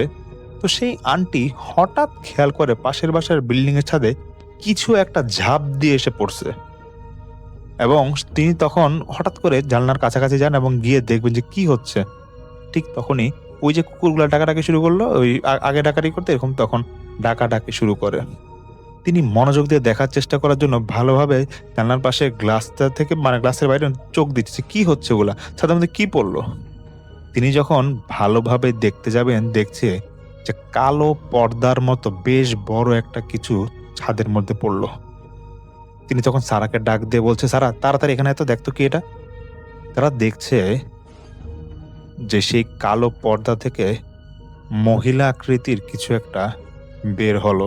বের হওয়ার পর সেই যে বললাম ভীমের উপর যে খাড়া খাড়া রডগুলো ছিল সেটাতে এক লাফে উঠে যায় এবং মহিলাটার হাতে কাপড় আকৃতির কিছু একটা ছিল। কাপড়গুলো মানে ভারী কাপড় আকৃতির কিছু একটা ছিল। মহিলাটা সেই ভীমের সেই রডের উপর উঠে নাকি হাতের মধ্যে যেটা ছিল সেটা দিয়ে রডের মধ্যে গেঁথে দিচ্ছে এবং সে তার চেহারা অস্পষ্ট বোঝা যাচ্ছিল না, এবং মহিলাটা নাকি সেই রডের উপর দাঁড়িয়ে লাফাচ্ছিল। সারা এবং সারার আম্মু এটা দেখে চিৎকার দেয় এবং মহিলাটা নিমিষেই সে রড থেকে লাফ দিয়ে ছাদের যে ফাঁকা অংশ ছিল সেখানে লাফ দিয়ে চলে যায়, এবং আশেপাশে তখন কোনো আর বিল্ডিং ছিল না। তখন সারার আম্মু এই চিৎকার দেওয়ার সাথে সাথে ওর ছোট ভাই যেটা ছিল সেই ভাই ওর বাবাকে ফোন দেয় এবং বলতেছে, বাবা আম্মু আর আপু এরকম যেন চিৎকার করতেছে, তুমি তাড়াতাড়ি বাসায় আসো। তখন সে আঙ্কেল বলছে, দেখো আজকে তোর কাজ আছে, আমি তো রাত আসতে 10টা বাজবে, আচ্ছা আমি এসে দেখতেছি কি হয়েছে। তখন যখন তিনি দেখলেন যে তার মেয়ে এবং তার স্ত্রী চিৎকার করছে, তিনি তাড়াতাড়ি এক কলিগের বাইকে করে বাসায় আসতে বাধ্য হন। এবং বাসায় আসার পর তিনি যখন দেখছে যে ওনার স্ত্রী এবং ওনার মেয়ে কান্নাকাটি করছে, তখন নাকি বেশ ঘাবড়ায় যান। তিনি বলে, দেখো তোমরা মাথা ঠান্ডা করো, তোমরা মানে ভুল দেখছো। তখন সারা বলছে, আব্বু ভুল কি দেখবো, আমি আর আম্মু নিজের চোখে দেখলাম এই বিষয়টা। তুমি বলছে ভুল দেখছি, আর ওই ভাষা তো ছাদও লাগানো, ওই ভাষা তো আমরা আসার পর কাউকে দেখিও না উঠতে, এটা কেন কি হইলো? তখন সারা আব্বু বলে, আচ্ছা ঠিক আছে, এটা নিয়ে তোমাদের টেনশন করা লাগবে না, আমি সকালে অফিস যাওয়ার আগে বাড়ির সাথে কথা বলবো, দেখি উনি কি বলে। তো তারপর সেই রাতে ওনারা ঘুমায় যায়। তো সারা বলে সেই রাতেও নাকি কুকুর আবার সেই প্রচন্ড চিৎকার দিয়ে চিল্লাচিল্লি করতে থাকে, নাকি ওই আগের মতো এরকম নাকি হচ্ছিল, এবং সেই রাতে অনেক চিল্লাচিল্লি করে কুকুর। তারপরের দিন সকালবেলা বাড়িওয়ালাকে বিষয়টা জানানো হয়, সারা আব্বু এটা জানায়। তো বাড়িওয়ালা বলতেছে যে, দেখেন আপনারা বাসায় উঠছেন, বাসায় থাকেন, আশেপাশে কি হয় এগুলো আপনাদের দেখার দরকার নাই, আর এগুলা কি না কি দেখছে এগুলো ইগনোর করেন, এগুলো মাথায় নেন কেন? আজকাল এই আধুনিক যুগে এগুলোকে বিশ্বাস করে নাকি, মানে সে বাড়িওয়ালাও সেটা ইগনোর করে যাচ্ছে। তো স্যার আব্বা তিনিও এটা বুঝেন যে হ্যাঁ হয়তো বা চোখের ভুল ছিল, উল্টাপাল্টা কিছু হয়তো দেখছে, তিনিও এটা ইগনোর করে সেখান থেকে অফিস চলে যান। তো তারপর তিনি বাসায় শুধু ফোন দিয়ে বলে, দেখো এটা নিয়ে চিন্তা করার দরকার নেই, দরকার হলে আমি বাসায় আগে ফিরবো, তোমরা এটা নিয়ে ভয় পাইও না। তো তারপর তিনি বাসায় আসেন, আসার পর সেই স্যারের আব্বু বলতেছে, দেখো এতই যদি ভয় পাও সমস্যা নেই, আমরা তাহলে নতুন বাসায় ভাড়া নেবো, এটা ছেড়ে দেবো, তবে এটা নিয়ে আর টেনশন করো না, এটা নিয়ে ভয় পাবা না। 4-5 দিন আর কিছু হয় না, সবাই বিষয়টা নিয়ে ভুলতে শুরু করে। তো সেই স্যারের আম্মু তিনিও এটা ততটা মানে আর গুরুত্ব না দিয়ে দিন আমাদের ভালোই যাচ্ছিল। তো উনি কোনো একদিন বিকালে সেই স্যারের আম্মু ওনার ছোট ছেলেকে নিয়ে মানে স্যারের ভাইকে নিয়ে বিকেলে খাওয়া দাওয়া করছিলেন। তো তিনি দেখে যে জানলার থাইরোমানের গ্লাসটায় লাগানো ছিল, বাড়িওয়ালা আবার বলে দিয়েছিল যে আপনারা জানলাটা লাগায় রাখবেন, যদি উল্টাপাল্টা কিছু দেখেন আর এগুলো ইগনোর করেন। তো যাই হোক, তখন এরকম বিকেলবেলা স্যারের আম্মু তিনি তার ছোট ছেলেকে নিয়ে ওই জানলার পাশে বসে কিছু একটা খাচ্ছিল। হঠাৎ দেখে একটা কালো বিড়াল ওনার জানলার পাশে উঁকি মেরে তাকায় আছে, হঠাৎ করে মাথাটা উঁকি মেরে তাকায় আছে, এবং চোখটা বড় বড় করে তার জল করছিল বিড়ালটার। তিনি আটকা একটু চমকে যান, এবং বিড়ালটা নাকি তখন জিহ্বাটা বের করেছিল।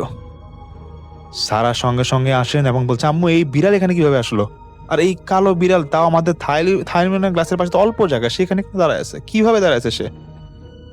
বিড়ালটা নাকি বাইরে থেকে চিৎকার করছিল, মানে সে আওয়াজ করছিল, এবং সারা এবং সারার আম্মু ওরা ঠিক করে যে জানলাটা খুলে বিড়ালটাকে ধাওয়া দিবে। যখনই বিড়ালটাকে ধাওয়া দিতে যাবে, বিড়াল নাকি ঝাঁপ দেয়, মানে সারা নাকি এতটুকু দেখেছে যে পাশের বাসায় কোনো সানসেটে ঝাঁপ দেওয়ার মতো না, বিড়ালটা নাকি এমনই ছিল যে সে মনে হয় একতলায় পড়ে গিয়েছে। তখন সারার আম্মুকে বলছে যে, আম্মু বিড়ালটা তো পড়ে গেল, বিড়ালটা কি মারা গেল নাকি, কিছু তো বুঝলাম না। সারার আম্মু বলছে যে, বাদ দাও, জানালাটা লাগাই দাও আর জানালা লক করে দাও, এটা নিয়ে তোমার ভাবা লাগবে না। 2 দিন পর সারা সে সন্ধ্যার আগ মুহূর্তে ছাদে যাবে, তার মাথায় গুলো কিছুই ছিল না। ছাদে সে যাওয়ার পর যখন আর দেখছে যে মাগরিব আজান দিয়ে দিবেন একটা সময়, তখন সেই সারা সে ছাদ থেকে নামতে যাবে। সে যখন মানে সিঁড়ির 2-3টা সিঁড়ি অতিক্রম করে দেখছে যে ওদের ছাদের কিন্তু গেট সে লাগাই দিয়েছে, লাগাই দেওয়ার শেষ তার। তখন সে দেখছে যে সিঁড়িতে কোনো জানালা নাই, কিন্তু হঠাৎ করে একটা বাতাস আসতেছে, এবং বাতাসটা এমনটা ঘূর্ণে মানে অল্প কিছু বালু ছিল, বালুগুলা ঘুরতেছে সারার সামনে। সারা তখন ভাবে যে আবার ছাদে ব্যাক করবে, সে নিজের বাসার দিকে যাচ্ছিল না, সে আবার ছাদের দিকে গেটটা খুলে দেয়। সঙ্গে সঙ্গে গেট খোলা মাত্রই কালো সেই বিড়ালটা সে গেট থেকে বেরোয় সিঁড়িতে নিচে নেমে যায়, এবং সারা একটু চিৎকার দিয়ে উঠে। সারার আম্মু তখন দ্রুত সে সিঁড়িতে এসে বলছে, তুমি চিৎকার দিলা কেন? সারা বলতেছে যে আম্মু এটা কি, বিড়ালটা না সেদিন পড়ে গেল, সেটা আবার আসলো কিভাবে? তখন তিনি তার মেয়েকে সান্ত্বনা দেওয়ার জন্য বলছে, "আচ্ছা, ছাদে আসো, দেখছি কি কি হচ্ছে, দেখি, ছাদে আসো।" ছাদে আসছে এক্ষুনি, সেই আন্টি বলছেন ছাদে আসছি, তুমি থাকো। তখন সেই আন্টি সঙ্গে সঙ্গে সারাকে সান্ত্বনা দেন, বলে চলো ছাদে যাই, আলাদান দিয়ে দিয়ে বেশিক্ষণ থাকবো না। তারা দেখছে সেই কালো বিড়ালটা ছাদে হাঁটাহাঁটি করছে। সারা তার আম্মুকে বলে, আম্মু আমি আমার চোখের সামনে দেখলাম বিড়ালটা দ্রুত সিঁড়িতে চলে গেল নিচে, সে আবার উপরে আসলো কিভাবে ৫ তলায়, ওদের মানে ৬ তলায় আর কি, সেই ছাদে কিভাবে আসলো এটা বলছে। তো সারার আম্মু আসলে নিজেও ভয় পাচ্ছে, কিন্তু তিনি তার মেয়েকে কিছু বলছে না। তিনি তখন বাসায় এসে পরে রাতে ওনার হাজবেন্ড আসে, তখন তিনি তার হাজবেন্ডকে বলছে, দেখো দ্রুত আমাদের বাসা চেঞ্জ করা উচিত। এবং তারা নাকি একটা বাসাও দেখেছিল, আর বাসাও নাকি তারা তেমন ভালো বাসা খুঁজে পাচ্ছিল না। তারপর ৩-৪ দিন আবার সবকিছু নর্মাল। একদিন রাতে সেই সারার আব্বু এবং সারার আম্মু খাটে শুয়েছিল, তারা ঘুমাবে। তো সে দরজা মানে জানলা তো লাগানোই, এবং রুমের লাইটও অফ করা। সারা এবং সারার ভাই তাদের পাশের রুমে। সারার আব্বু জানলার পর্দা তো সরানো, তিনি খেয়াল করছে পাশের যে ছাদটা আছে সেখানে কি একজন দাঁড়ায় আছে, এবং মনে হচ্ছে যে কালো পোশাক পরা একবারে স্ট্যাচু একটা মেয়ে হয়তো বা দাঁড়ায় আছে। তিনি আধা ঘন্টা ধরে ওনার ওয়াইফের সাথে কথা বলছিল, তিনি আসলে ওর ওয়াইফকে প্রথমে বলে নাই, তিনি দেখছে যে কিছু একটা দাঁড়ায় আছে এবং নড়তেছে না। তখন তিনি তার ওয়াইফকে বলতে বাধ্য হয় যে, দেখো স্যার আম্মু, আমি অনেকক্ষণ ধরে খেয়াল করছি সেই ছাদে কিছু একটা আছে। তখন সেই স্যার আম্মু বলতেছে যে, ওই চলো দেখি, জানলাটা খুলে দেখি। তিনি বলছেন না, মানে সেই আঙ্কেল বলছেন না, খোলা লাগবে না, এখান থেকে দেখি আসলে কি। ওনারা দেখছে কিছু একটা দাঁড়ায় আছে, এবং দুইজনই বলতেছে, তুমি দেখতেছো যে কিছু একটা যে দাঁড়ায় আছে, সে নড়তেছে না, এবং ছাদটা কিন্তু লাগানো, দরজা লাগানো, খেয়াল করে দেখছো এটা? হঠাৎ সারার ভাই আসে, এবং ভাই আসার সঙ্গে সঙ্গে ওনারা সেই ওনাদের ছোট ছেলেকে বলছে, তুমি ঘুমায় যাও, এখানে আসা লাগবে না, এত রাতে কি জন্য আসছো? তো সারা ভাই বলছে, আমার বাথরুম উঠছিলাম, তো বাথরুমে গেছিলাম, তো দেখলাম যে তোমরা এরকম বসে আছো, এর জন্য আসলাম আর কি। তো তারপর সেই ওনার ছেলেও চলে যায়।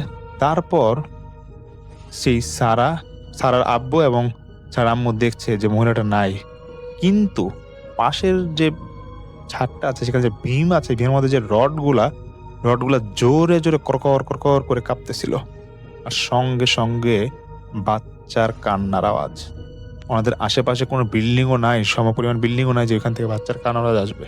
এবং বাচ্চার কান্না আসছে এভাবে যে মনে হচ্ছে যে অনেক বেধড়ক মারা হচ্ছে, বাচ্চাটাকে এভাবে কান্না করছিল। এবং বাচ্চার বয়স হবে ৫-৬ মাস, বাচ্চার যেমন একটা বয়সে কান্নাকাটি করে সেরকম কান্নার আওয়াজ আসছে।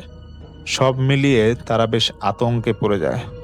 সে আঙ্কেল সেই রাতে কোনো রকম পার করে তিনি ঠিক সিদ্ধান্ত নেয়, যেভাবেই হোক বাড়িওয়ালার থেকে কথা বের করতে হবে, পাশে কি সমস্যা। তখন সেই আঙ্কেল আন্টিকে নিয়ে পরের দিন তিনি সকাল সকালে বাড়ির বাসা যায়, এবং বাড়ির বাসায় গিয়েই বলতেছে, দেখেন আমি বাসা ছেড়ে দেব, কোনো সমস্যা নাই, কিন্তু এই বাসায় যে থাকছি গতকাল রাতেই সমস্যা ফেস করলাম, এই যে একটার পর একটা সমস্যা আমার পরিবার ফেস করতেছে, আপনি কিছু বলেন না কেন? আর যদি বেশি মানে এইসবগুলো যদি না বলেন, তাহলে কিন্তু পুলিশে এগুলো, থানায় এগুলো আমি জানাবো, আপনারা যে বাসায় সমস্যা আমাদের কিছু বলছেন না।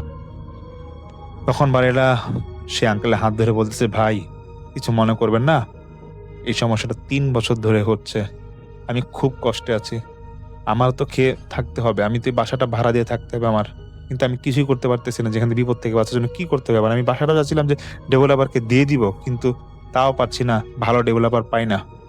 তখন সে আঙ্কেল বলছে, কি হয়েছে আমাকে বলেন তো, ফ্রিলি বলেন। সে আঙ্কেল বলছে, মানে সেই বাড়ির আঙ্কেল বলছে যে, দেখেন এই যে বাসাটা দেখতেছেন, এখানে বেশ কয়েক বছর আগে একটা সমস্যা হয়। এই যে পাশের বাসা আপনারা দেখতেছেন, পাশের যে বিল্ডিংটা দেখছেন, ছাদের সমস্যা, সে ঠিক তার ছাদের ঠিক পরে নিচের ফ্লোরেই একটা দম্পতি থাকতো, এবং তারা অনেকদিন একা থাকতো, পরে তাদের একটা বাচ্চা হয়। তো বাচ্চা হওয়ার পর থেকেই এই দম্পতি তারা ঝগড়াঝাটি করতো, এবং এতটাই জোরে ঝগড়াঝাটি করতো বা চিল্লাচিল্লি করতো যে আমার বাসা পর্যন্ত আওয়াজ আসতো। এবং তারপর একদিন শুনি যে তার সেই দম্পতির মধ্যে যে মহিলাটা ছিল, সে বলতেছে তার হাজবেন্ডকে, আমি আজকে রাতেই তোমার বাচ্চাকে নিয়ে সুইসাইড করবো। তো তখন সেই বাড়ির আঙ্কেল বলে যে, আমি না এটা আসলে নর্মাল ভাবে নিয়েছিলাম, ভোরবেলা নামাজের পরের দিন আর কি, তখন তারা খুব চিল্লাচিল্লি শুনে দেখে যে যে পাশের বাসা যে ছাদটা ছিল, সেই ছাদে যেই বাচ্চাটার বয়স ছিল 5-6 মাস, মানে সেই দম্পতি যে বাচ্চাটা ছিল, সেই বাচ্চাটার লাশ ছিল, যে রড ছিল, যে ভীমের উপর যে রডগুলা সেখানে গাঁথা অবস্থায় ছিল, এবং মহিলাটার লাশও এই ভীমের পাশে পড়েছিল। তারপর থেকে শুরু হয় সমস্যা। লাশ তো দাফন দিয়েই দেওয়া হয়, তারপর থেকে নাকি সেই বাসায় এরকম উল্টাপাল্টা অনেক অদ্ভুত ঘটনা ঘটে। বিল্ডিং এ যারা থাকতো তারা নাকি এরকম ছাদে অনেক দৌড়াদৌড়ি আওয়াজ শুনতো, বাচ্চার কান্নার আওয়াজ শুনতো, এবং যারা রাতে মাঝে মাঝে ছাদে হাঁটতে যেত বা ঘুরতে যেত, মানে অনেক হয় না যে ছাদে হাঁটতে যায়, সেরকম যখন যেত তারা নাকি এরকম একটা মহিলাকে দেখতো, কালো শাড়ি পরা, এবং সে নাকি বাচ্চাকে নিয়ে দাঁড়ায় থাকতো, এবং যখনই কেউ ধাওয়া দিত তখন নাকি সেই মহিলাটা ঝাঁপ দিত ছাদ থেকে। এটা নাকি কয়েকবার ঘটেছে।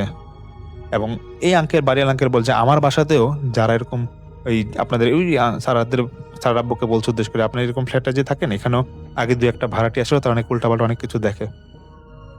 তখন সে বাড়ির আঙ্কেল বলে যে দেখেন, পাশের বাসার যিনি বাড়ির মালিক ছিল তিনি 23 জন হুজুরকে দেখিয়েছিল, ইসলামিক রিচুয়াল অনেক করা হয়েছে, কিন্তু এটা সমস্যার সমাধান হয়নি এবং বিল্ডিংটা বন্ধ করাও যায়নি। এবং সেই লোকটা নাকি অনেক টাকা পয়সা নষ্ট করছিল, এবং একটা পর্যায়ে সেই লোকটা এই জায়গাটা তিনি বিক্রি করে দিয়ে চলে যায়, এবং যার কাছে বিক্রি করে সেও নাকি কোনো কারণবশত এখানে কিছু করতে পারে নাই। তো স্যার আব্বু বলে সেই বাড়িওয়ালাকে যে আপনি কিছু করতেছেন না কেন, আপনার বাড়িতে সমস্যা, আপনি এটা কিছু করেন না কেন, আপনি এখানে ডেভেলপারকে দেন। সেই বাড়ির আঙ্কেল দেখেন আমি তো বললাম ডেভেলপার এখানে আমি পাচ্ছি না। তারপরে সেই বাড়িওয়ালা নাকি বলে যে আমি প্রায় 2 লাখ টাকা নষ্ট করেছি এই বাড়ির পিছনে, এবং এই বাড়িটা বন্ধ করতে চেয়েছিলাম, কিন্তু আমার বাড়ি বন্ধ হওয়ার পরেও নাকি অনেকেই অনেক কিছু দেখে। আর আমার যে মানে আপনারা যেখানে থাকেন যে 5 তলাটা, ওইখানে নাকি ওইটাতে আমি 2টা ভাড়াটে রেখেছিলাম, কিন্তু আসলে কেউ ঠিকভাবে থাকতে পারে না। সব কথা স্যার আব্বু এবং স্যার আম্মু শুনে এবং বাড়িটাকে সান্ত্বনা দেয়।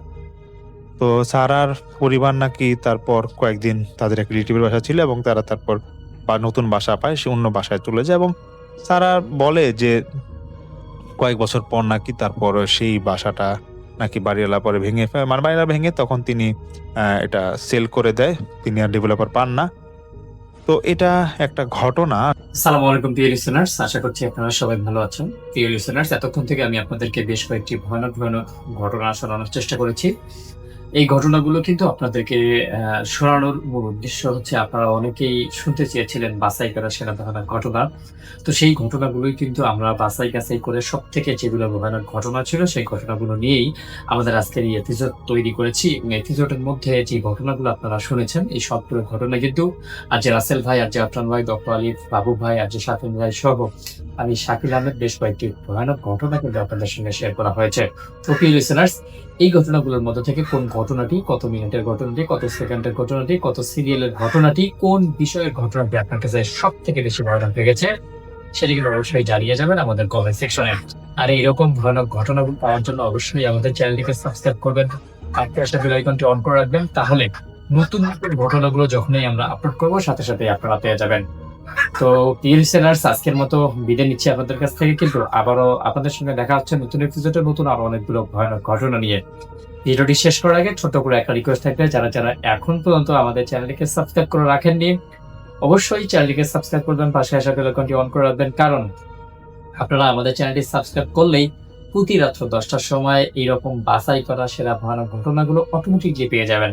শুধুমাত্র একটি ক্লিকের মাধ্যমেই শুনতে পারবেন বাছাই করা সেরা ভয়ানক ঘটনাগুলো। তো প্রিয় লিসেনার্স, শেষ করবো আমাদের আজকের এপিসোড। শেষ করার আগে ছোট্ট করে আরেকটা রিকোয়েস্ট থাকবে, যারা যারা আমাদের ভিডিওগুলো দেখেন এবং আপনারা চান যে ঘটনাগুলো শুনতে, যেমন হসপিটালের ঘটনা, মর্গের ঘটনা, অ্যাম্বুলেন্সের ঘটনা সহ বিভিন্ন রকমের ঘটনা কিন্তু আপনারা শুনতে চান, সেই সব ঘটনাগুলো অবশ্যই আমাদের কমেন্ট বক্সে জানাবেন। আমরা আপনাদের পছন্দ অনুযায়ী আপনাদের যে ঘটনাগুলো ভালো লাগে সেই রকম ঘটনা বাছাই কাছাই করে সুন্দর করে আপনাদের জন্য রেডি করে রাখবো। এবং আপনারা যদি একত্রিতভাবে অনেকগুলো ঘটনা শুনতে চান তাহলে অবশ্যই আমাদের চ্যানেলটি ভিজিট করবেন, কারণ আমাদের চ্যানেলে এই সমস্ত ঘটনা ইতিমধ্যেই আপলোড করে দেওয়া আছে। তো প্রিয় লিসেনার্স, শেষ করব, সবাই ভালো থাকবেন, সুস্থ থাকবেন, আপনাদের সবার মঙ্গল এবং সুস্বাস্থ্য কামনা করে আজকের মতো বিদায় নিচ্ছি। কিন্তু আগামীকাল ঠিক 10টার সময় আবার দেখা হচ্ছে অনেকগুলো বাছাই করে সেরা ঘটনা নিয়ে। ততক্ষণ পর্যন্ত ভালো থাকবেন, সুস্থ থাকবেন, আপনাদের সবার মঙ্গল এবং সুস্বাস্থ্য কামনা করে শেষ করছি। আল্লাহ হাফেজ।